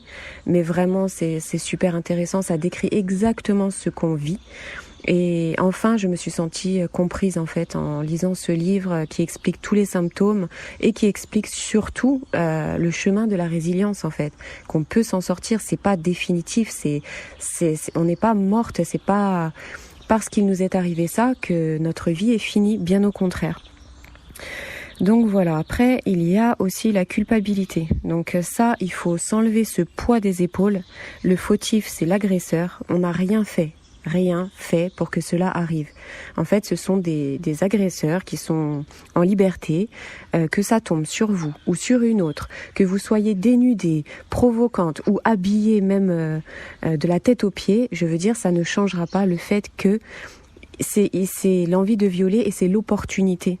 Voilà, c'était une opportunité qui leur a été offerte à ce moment-là. Ce n'est pas votre faute en fait. Il faut vraiment enlever ça de vos épaules. La culpabilité, elle vient pas de vous. Voilà. Et donc après la culpabilité, il y a le pardon. Donc déjà se pardonner à soi-même de s'être fait du mal pendant des années, parce que je suppose que voilà, quand des fois on boit trop parce qu'on a envie on sait pas pourquoi, des fois on se sent mal mais on sait pas pourquoi. Et du coup, bon, on commence à boire avec des amis, c'est festif, et puis en fait, on boit plus que les autres. Parce que, au fond de nous, on a une douleur qui est tellement immense qu'on sait pas comment, enfin, voilà, c'est des choses comme ça, où des fois on se met en danger, ou dans des situations il faut se pardonner, c'est pas votre faute. Enfin, je veux dire, vous avez été, comme je vous ai dit, dissocié pendant des mois, voire des années. Donc voilà, vous vous réappropriez tout doucement votre corps, votre vie, à vous, en fait. Donc se pardonner ces erreurs, les rencontres que vous avez pu faire, ce n'est pas votre faute, encore une fois. Donc voilà, se pardonner. Ce qui est arrivé. Et pardonner à l'autre, alors ça... C'est un chemin beaucoup plus compliqué. Certains y arrivent, d'autres non. Moi, je dirais pas que j'y suis arrivée complètement. Mais il faut quand même, je pense, essayer pour couper ce lien qu'on a avec l'agresseur. Parce que on garde un lien de colère et de rancune, mais ça reste un lien, malgré tout.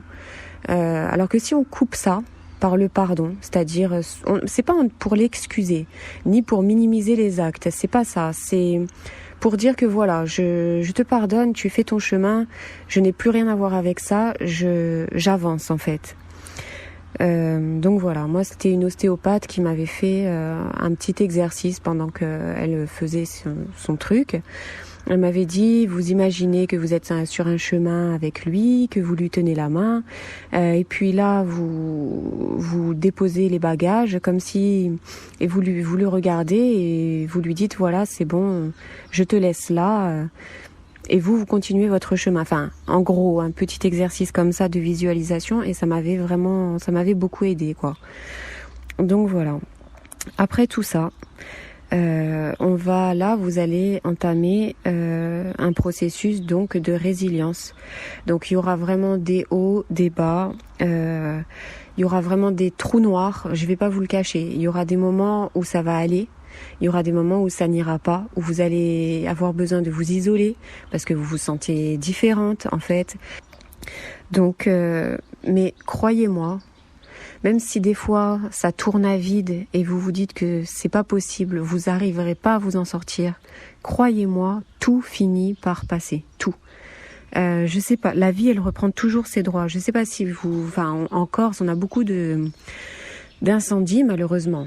Et je sais pas si vous vous souvenez, il y a plusieurs années dans le désert des Agriades sur la route de Saint-Florent, il y a eu un grand incendie.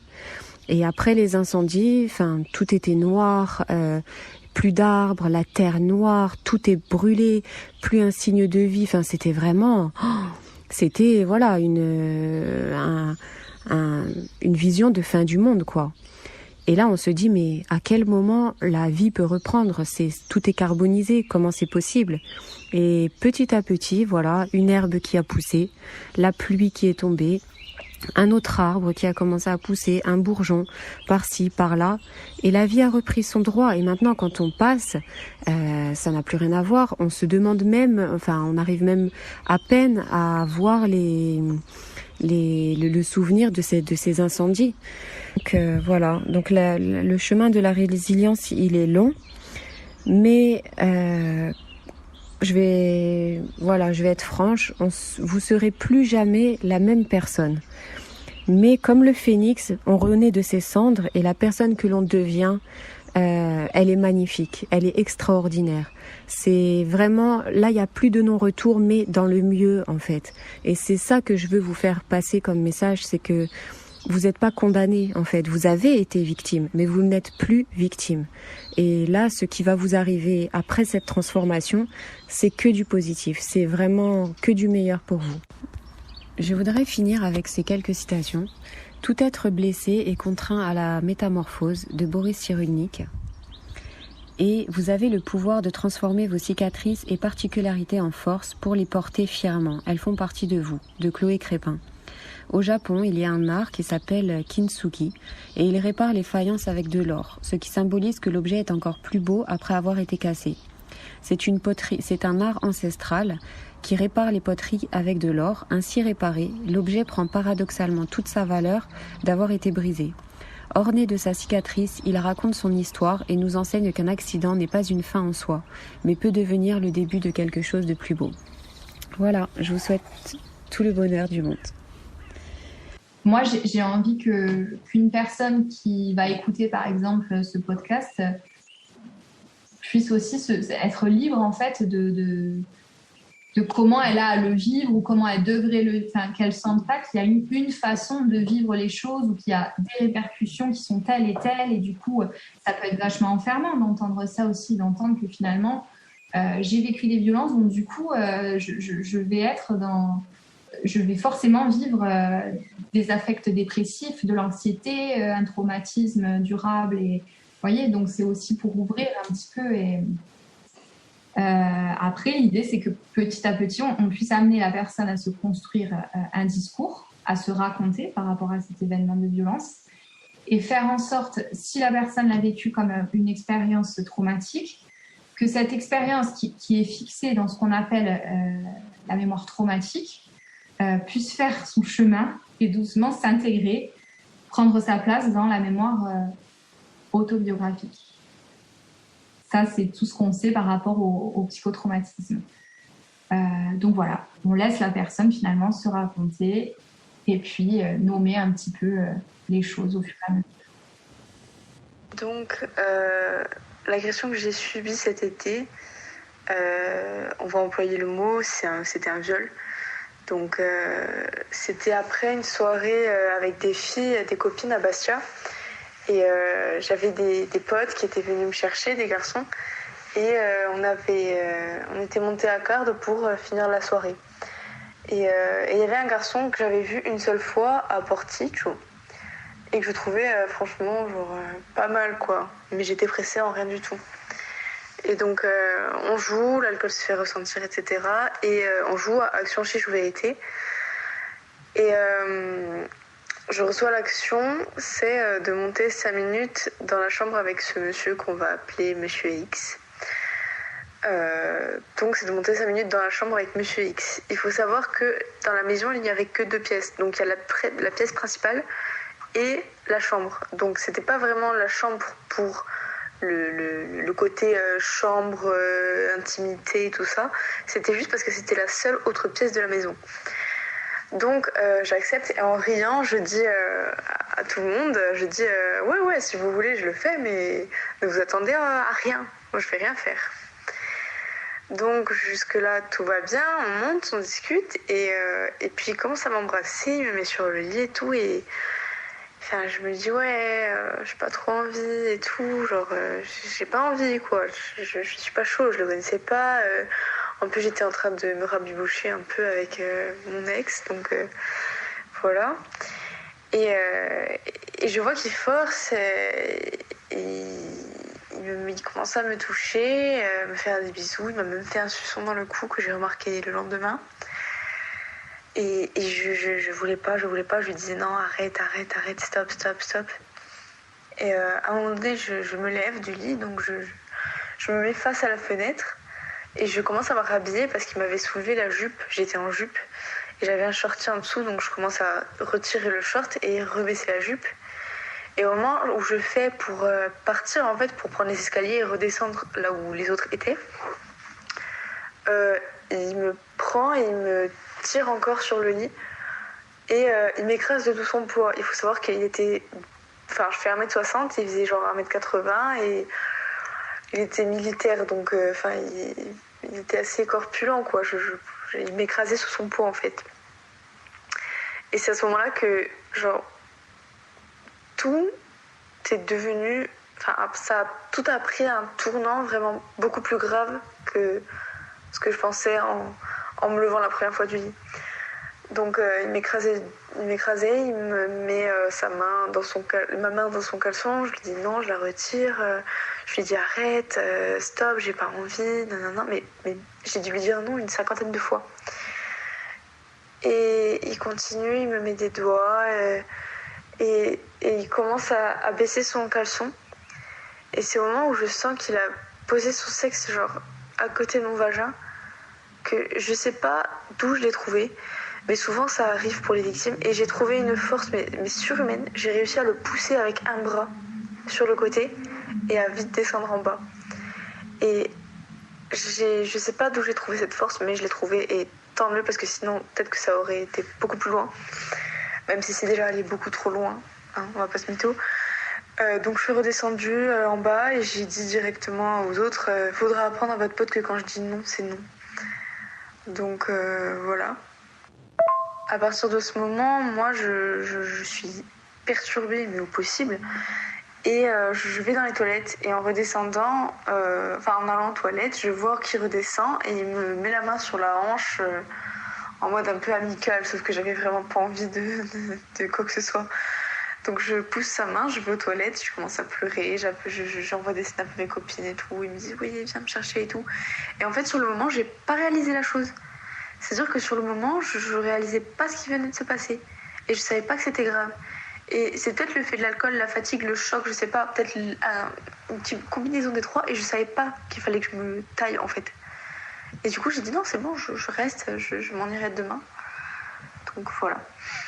Et donc, à un moment donné, je retourne autour de la table avec les autres. Et là, les autres, ils remarquent que je suis pas bien, etc. Et je dis plus un mot et tout, alors que d'habitude, je rigole, je dis des conneries et tout. Et donc, les autres se rendent compte qu'il se passe quelque chose et voilà, ils sont un peu intrigués aussi. Et à un moment donné, donc Monsieur X, il me dit oui, viens, on va parler dehors. Et je lui dis ouais, mais on se met devant la baie vitrée parce que moi je me chiais dessus en fait. Donc je lui dis ok, on va devant la baie vitrée. Et en fait c'est à ce moment-là que j'ai compris que il n'était pas du tout conscient de ce qu'il avait fait.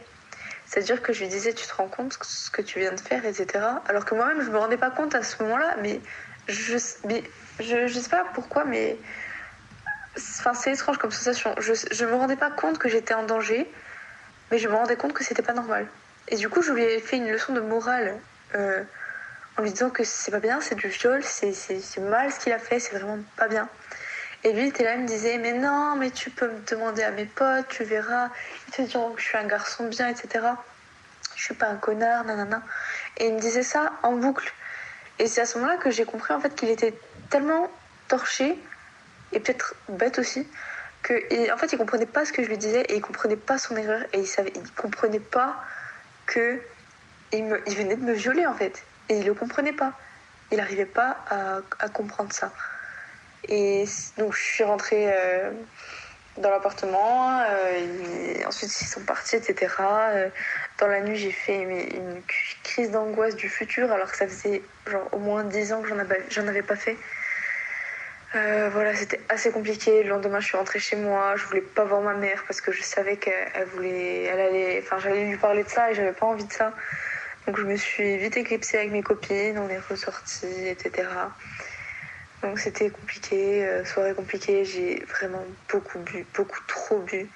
Je pleurais, je criais, je pleurais, j'étais vraiment, mais vraiment c'était pas dans mes habitudes de boire autant et de faire des trucs comme ça. Donc voilà, et à la suite de ça j'ai porté plainte.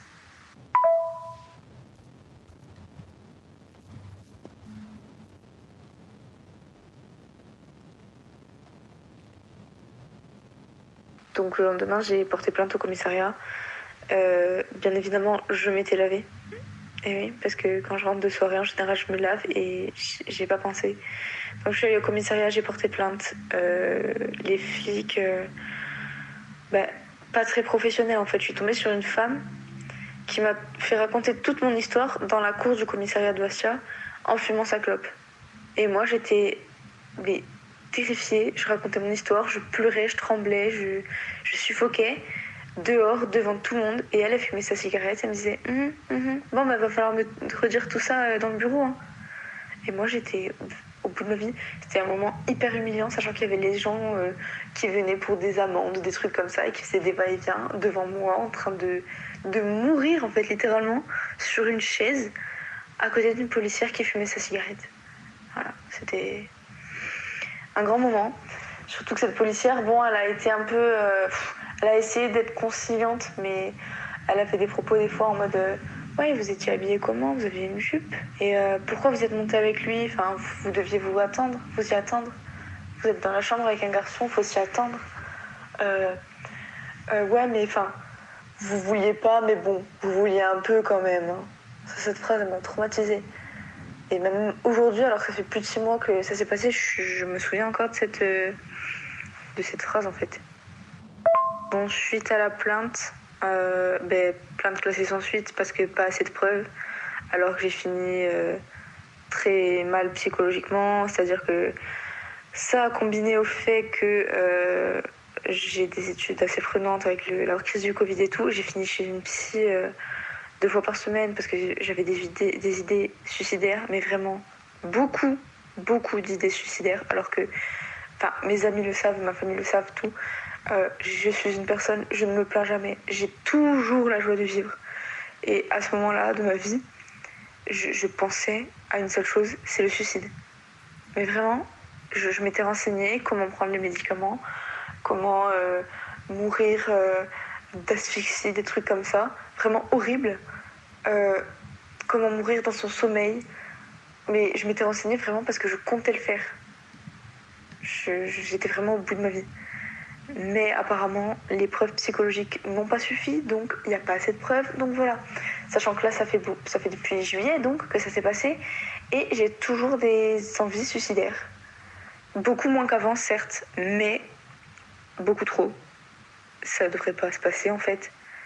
Ça ne devrait pas avoir lieu. sachant que je n'ai rien demandé. Voilà.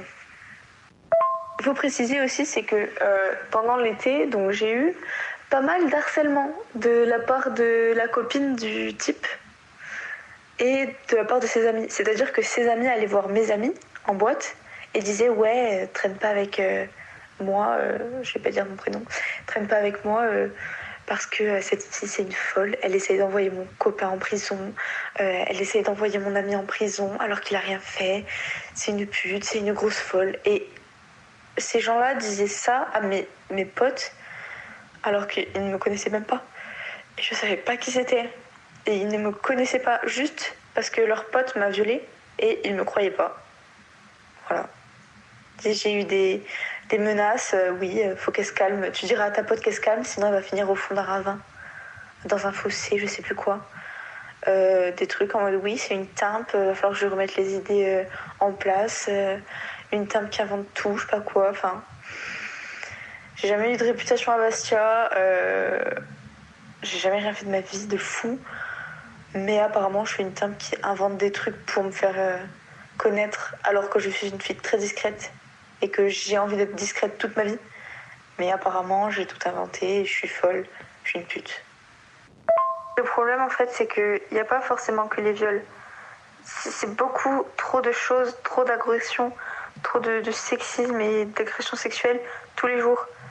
C'est-à-dire qu'actuellement, j'ai 20 ans et j'ai déjà 4 agressions sexuelles à mon actif, si on peut dire ça comme ça. Et j'en ai porté plainte que pour une. Parce que les autres, je sais pertinemment que ça ne va jamais donner suite à mes plaintes. C'est-à-dire que j'ai eu un autre viol quand j'étais inconsciente parce que j'étais ivre morte et je dormais et j'arrivais pas à ouvrir les yeux en fait. Et je sentais ce type qui me touchait quoi et je voulais pas. Mais j'étais tellement ivre que je pouvais ni dire non, ni dire oui, ni rien. Je bougeais même pas. Je ne bougeais pas. J'étais en train de comater en fait. Et lui, il s'en foutait, il le faisait. Ensuite, j'ai eu aussi un type qui... Je ne le connaissais pas, on ne se connaissait pas, on ne s'était jamais parlé. Et on s'est retrouvés à un anniversaire ensemble. Et il m'a dit oui, accompagne-moi fumer, etc. Et vu que c'était l'ami de mes amis, je me suis dit je peux l'accompagner fumer. Et au final, il m'a pris contre un camion, il a glissé sa main dans mon pantalon. Et du coup, je l'ai poussé, vraiment, j'ai eu du mal à le pousser, mais je l'ai poussé. Et il me dit quoi, je pensais que tu avais envie de coucher avec moi. Alors que je ne le connais pas, je ne lui ai jamais parlé. Et le seul truc que j'ai fait, c'est de l'accompagner fumer. Donc voilà. Et la troisième agression sexuelle, mis à part celle que j'ai racontée tout à l'heure, c'est que pendant 1 an, j'ai vécu du viol conjugal de mes 15 à 16 ans. Et je n'avais même pas confiance que c'était du viol jusqu'à mes 18 ans à peu près. Donc pendant 2 ans, j'étais dans le déni, je savais pas que c'était du viol. Et je pensais que c'était ça la sexualité, que c'était toujours monsieur veut, alors moi je le fais, même si j'ai pas envie. Il insiste, je le fais. Il insiste pendant 2 heures, je pleure, il le fait. Pas de souci, c'est ça, c'est normal. Je dois me plier aux demandes de monsieur. Et je pensais que c'était ça en fait la sexualité et ça m'a vraiment beaucoup affectée. Donc voilà. Et aujourd'hui, j'ai encore des séquelles puisque ma psychologue qui me suit donc depuis cet été, elle m'a dit que en fait, je voyais les hommes comme des objets sexuels. Il n'y avait plus de tendresse. Je n'avais plus de tendresse envers les hommes, plus d'amour, plus d'affection, rien. Je voyais juste les hommes comme un objet sexuel. On se voit, on fait nos affaires et ciao. Pas de bisous, pas de câlins, rien. Et depuis qu'il s'est passé ça, surtout cet été, je ne ressens absolument aucune attirance envers les hommes en fait. Et quand je trouve un homme pour un coup d'un soir ou quoi, j'ai besoin que le sexe soit très violent, qu'il y ait des claques, qu'il y ait de la violence, que ce soit fort. Sinon, je prends pas de plaisir. Voilà. Et ma psychologue me dit que c'est à cause d'un traumatisme, parce que j'ai eu ce rapport de force en fait à cause de mes viols, et que du coup, je vois ça que comme ça. Je vois le sexe que de manière violente et avec quelqu'un que je n'aime pas. Et voilà. Donc c'est assez compliqué, mais c'est la vie. Et je vais me reconstruire. De toute façon, j'ai pas le choix et je suis pas seule. Nous allons écouter à présent Muriel Salmona, qui va nous parler des conséquences psychotraumatiques des violences. La sidération, la dissociation et la mémoire traumatique. Les violences sont extrêmement traumatisantes. Elles vont avoir un impact lourd sur la personne, sur le cerveau, et vont générer en fait un ensemble de mécanismes de sauvegarde exceptionnels qui vont être à l'origine de la presque totalité des conséquences psychotraumatiques sur les personnes de ces violences. Le point de départ, c'est justement la sidération. C'est-à-dire qu'en fait, face à des violences qui sont terrorisantes, incompréhensibles, impensables, qui n'ont aucun sens, la personne en face ne peut pas intégrer ces violences. Elles font effraction, en fait, dans sa capacité de les penser. Et il va y avoir ce qu'on appelle une paralysie des fonctions supérieures. C'est-à-dire que tout ce qui, en fait, normalement devrait permettre d'agir, de réagir, d'analyser les violences, va être bloqué. Et les personnes vont se retrouver vraiment dans une situation où elles ne vont pas pouvoir parler, crier, se défendre sur le plan psychique, mais aussi sur le plan moteur, elles vont être aussi immobilisées. Et on sait que, par exemple, pour les violences sexuelles, plus de 70% des personnes qui subissent des violences sexuelles vont avoir cet état de sidération. Il est d'autant plus fréquent que la personne se retrouve piégée avec des situations complètement terrorisantes et complètement aussi impensables, enfin qu'on ne peut pas comprendre, par exemple, comme un proche, comme un conjoint qui va exercer ces violences, et ça va faire basculer la personne dans un état, effectivement, de paralysie psychique et de paralysie motrice. Donc ça, c'est ce qu'on appelle la sidération, et on peut le voir sur les IRM, on voit effectivement les fonctions supérieures qui vont être bloquées. Alors c'est souvent ce qu'on peut reprocher aux victimes, c'est pourquoi n'avez-vous pas crié, pourquoi ne vous êtes-vous pas défendu? En fait, c'est tout à fait malheureusement normal par rapport aux violences qui sont exercées. Et plus l'agresseur va avoir une stratégie où il va être terrorisant, où il va être impressionnant, où il va en fait tenir des propos ou avoir des comportements totalement incohérents, plus la sidération va être importante. Et c'est à partir de cette sidération que va se mettre en place une cascade de conséquences qui vont avoir, en fait, qui vont être extrêmement traumatisantes pour la personne et vont avoir un impact sur sa santé à long terme, que ce soit la santé mentale et la santé physique.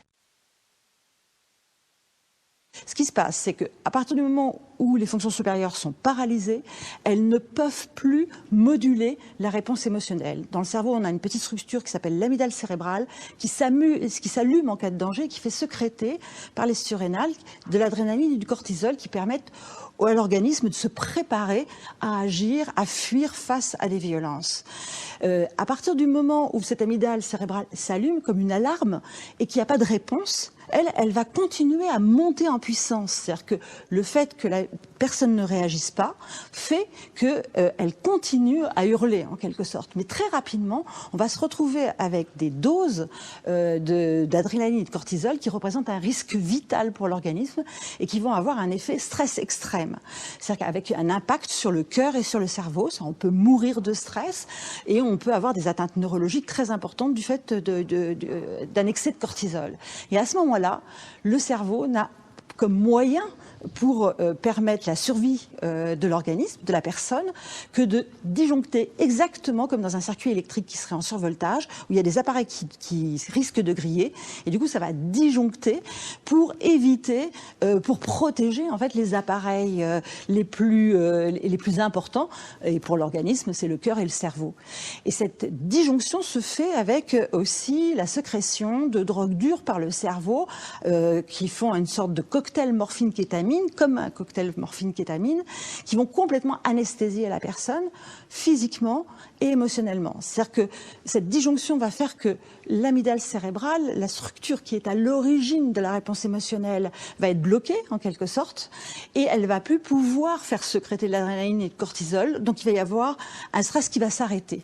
C'est-à-dire que la personne d'un seul coup va plus ressentir d'alarme, elle va plus ressentir de stress, elle va plus ressentir de douleur, et ça va lui donner une sensation d'irréalité, comme si elle était spectatrice de l'événement, comme si elle se regardait, et de dépersonnalisation très très intense, très particulière, et c'est ça qu'on appelle la dissociation traumatique. Cette dissociation traumatique, le fait que la personne soit privée de ses émotions empêche complètement la personne de pouvoir réagir, de pouvoir aussi trouver des solutions, se battre. Elle est plus du tout, elle est comme vidée, elle est comme, en fait c'est comme s'il y avait une hémorragie psychique, elle n'a plus d'énergie émotionnelle, et elle va être automatiquement sous emprise de l'agresseur qui va pouvoir faire d'elle ce qu'il veut. Il va pouvoir lui imposer tout ce qu'il veut. Et cette dissociation traumatique aussi, ça va faire qu'il va y avoir une tolérance à la douleur, une tolérance aux violences très très particulière. C'est-à-dire que les personnes, elles savent qu'elles vivent des violences, mais c'est comme si elles n'étaient pas graves ou comme si ça ne les concernait pas. Et du coup, elles vont pouvoir être d'autant plus en danger parce qu'elles ne vont pas évaluer la gravité de ce qu'elles sont en train de vivre. Et si personne ne le fait à l'extérieur, pour elles vont être piégées. Et ça explique pourquoi les victimes peuvent rester aussi longtemps avec un agresseur, parce qu'elles sont anesthésiées. Et puis cette anesthésie aussi émotionnelle et physique va faire que les interlocuteurs, les proches, vont avoir un mal fou à comprendre la victime. Ils vont rien ressentir, parce qu'on ressent grâce à des neurones miroirs qui nous informent sur les émotions d'autrui, mais quand il n'y a pas d'émotion en face de nous, ils vont rien ressentir. Donc ils vont avoir l'impression que la personne, elle parle de choses, mais avec indifférence ou avec distance. Donc ils vont pas s'inquiéter. Et c'est comme ça que les victimes sont énormément abandonnées. Cette dissociation traumatique aussi, elle présente un risque très important de revivre des violences tout au long de sa vie, parce que les personnes qui sont anesthésiées, qui sont dissociées, vont être des cibles. Ce qu'il faut savoir, c'est que tant que le danger perdure, tant que la victime est exposée à l'agresseur, particulièrement dans l'enfance, par exemple, dans les couples, quand il y a des maltraitances, des violences sexuelles, elle va rester dissociée. Elle peut rester dissociée 10 minutes, un quart d'heure, mais une journée, mais aussi des mois, des années. Elle peut rester dissociée 10 ans, 20 ans, et sembler tolérer des situations intolérables. En même temps que cette dissociation traumatique, se produit aussi une interruption du circuit de la mémoire qui fait qu'il va y avoir la mise en place d'une mémoire traumatique qui ne va pas être intégrée par le cerveau, qui ne va pas être contextualisée dans le temps et dans l'espace, et qui va faire revivre à l'identique les pires événements. Donc la personne, elle va revivre continuellement les moments les plus atroces, sans comprendre pourquoi elle est envahie comme ça, aussitôt qu'un lien va les rappeler. Et ça, c'est la mémoire traumatique, c'est un véritable enfer. Tant que la personne est dissociée, cet enfer-là est dans sa tête, mais c'est un peu comme si elle ne le ressentait pas émotionnellement, et aussitôt qu'elle ne va plus être dissociée, c'est là où ça va exploser. Ça explique aussi pourquoi, par exemple, les femmes victimes de violences conjugales, quand elles sont enfin à l'abri, qu'elles ne voient plus, qu'elles sont plus confrontées, qu'elles sont plus exposées à leur agresseur, à ce moment-là, elles se retrouvent, elles sortent de la dissociation, et c'est souvent à ce moment-là que ça explose en elles, et elles revivent des événements, les événements qu'elles ont vécus, elles ont des attaques de panique, des angoisses, elles entendent des phrases de l'agresseur atroces, tu vaux rien, tu mérites ce qui était arrivé, tu n'as pas le droit de vivre, etc. Et elles se disent, en fait, il avait raison quand il disait que je ne pouvais pas vivre sans lui, c'est bien la preuve que je ne peux pas vivre sans lui. Et du coup, qu'est-ce qu'elles font ? Elles peuvent revenir, et quand elles reviennent, l'agresseur a le pouvoir de les dissocier, de les anesthésier, et du coup, elles semblent aller mieux. Sauf qu'elles ne vont pas mieux, bien entendu, parce que quand on est anesthésié émotionnellement, c'est pas pour autant qu'on n'est pas impacté. Vous savez, quand vous êtes anesthésié au niveau de la main, c'est pas parce que quand vous mettez votre main sur une plaque électrique, c'est pas parce que vous êtes anesthésié que vous n'allez pas être brûlé. Donc les conséquences vont être d'autant plus graves que les personnes sont dissociées, et elles vont être d'autant moins protégées. Ça explique par exemple que pour les violences sexuelles, 83% des personnes qui subissent des violences sexuelles disent qu'elles ne sont ni reconnues ni protégées. Et plus les personnes sont très jeunes, plus ces processus que je viens de vous expliquer, de sidération, de dissociation, de mémoire traumatique, va être important. Plus les enfants sont très jeunes, plus ils vont être impactés. Ils peuvent être impactés dès la naissance, voire même l'amygdale cérébrale, elle est active lors du 3e trimestre de la grossesse. Donc ils peuvent être même impactés pendant la grossesse. Donc il va falloir vraiment prendre en charge ces victimes, les protéger, comprendre ces éléments-là, ne pas considérer que parce qu'elles n'ont pas pu se défendre, que c'est pas elles qui sont en incapacité de se défendre parce que c'est leur personnalité, c'est que c'est du fait de mécanismes de sauvegarde, elles sont en incapacité de se défendre par rapport à un cerveau qui se met en mode dissocié. Donc c'est des conséquences universelles qui touchent toutes les victimes de violences et qui ne sont pas dues à un choix de la victime, mais qui sont liées aux violences. Et dernière chose, on ne peut pas vivre avec une mémoire traumatique. Si on a une mémoire traumatique, ça veut dire qu'on a un terrain miné qui peut s'allumer aussitôt qu'un lien, une odeur, un bruit, quelque chose qui réveille les violences, quelque chose qui serre le cou et puis d'un seul coup c'est l'étranglement qui revient et la personne elle se met à étouffer. À ce moment-là, les personnes vont devoir mettre en place des stratégies d'évitement ou des stratégies ce qu'on appelle les conduites dissociantes, c'est-à-dire qu'il va falloir qu'elles se dissocient pour pouvoir s'anesthésier, pour ne pas vivre ces états atroce. Et du coup, c'est comme ça qu'il y a un risque très important de consommer de l'alcool, de la drogue, de se mettre en danger, parce qu'on fait monter la personne, en fait, sans savoir pourquoi, si elle se met en danger, si elle se fait mal, si elle se brûle, si elle se scarifie. Quand elle fait ça, en fait, elle fait monter le stress, elle fait disjoncter le cerveau, et du coup, elle évite de revivre l'événement. Et ça vaut bien mieux d'avoir une douleur que l'on contrôle, plutôt que de revivre un événement atroce où on a failli mourir, où on a été terrorisé, où ça a été l'horreur. Donc du coup, les personnes vont comme ça essayer de survivre comme elles peuvent, non seulement aux violences, mais aux conséquences des violences. Du fait de cette mémoire traumatique qui appartient à l'agresseur, qui colonise la victime, les victimes peuvent avoir l'impression que c'est elles qui pensent qu'elles sont nulles, qu'elles valent rien, que c'est elles qui sont violentes, que c'est elles qui ont une haine vis-à-vis de soi, alors que c'est en fait la haine de l'agresseur qui est en fait en mémoire traumatique en elle, qui est à l'origine de ces réactions. La mémoire traumatique, en fait, c'est vraiment une mémoire qui n'a pas été intégrée en mémoire autobiographique, qui reste bloquée hors temps, comme une machine à remonter le temps, qui fait que aussitôt qu'un lien va rappeler la situation, elle va exploser et faire revivre à l'identique. C'est-à-dire que, par exemple, si on a vécu une violence extrême dans le noir, quand elle va revenir, on va être dans le noir. Si on a vécu une violence avec des douleurs, les douleurs vont revenir à l'identique, comme si elles se reproduisaient. Ça peut mener les gens aux urgences. Toutes les phrases vont revenir, tous les bruits, et je veux dire, les personnes peuvent même avoir peur d'être folles, tellement c'est violent, tellement c'est énorme, tellement c'est incompréhensible. Et cette mémoire traumatique, dernière chose, elle se traite. On peut traiter la mémoire traumatique, on la transforme en mémoire autobiographique, on refait fonctionner les circuits. Les traumas, c'est un peu comme des fractures, on réduit les fractures en quelque sorte, et le tissu neurologique se répare, c'est-à-dire que les atteintes neurologiques de départ régressent, les circuits se remettent à fonctionner, et du coup, la personne, elle a vécu quelque chose de terrible, mais elle ne le revit pas à l'identique. C'est ça toute la différence.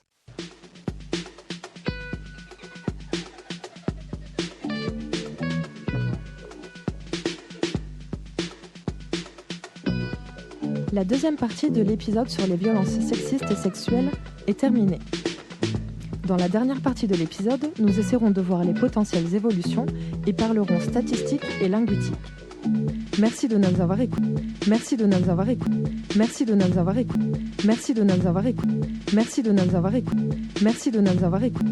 Merci de nous avoir écoutés. Merci de nous avoir écoutés. Merci de nous avoir écoutés.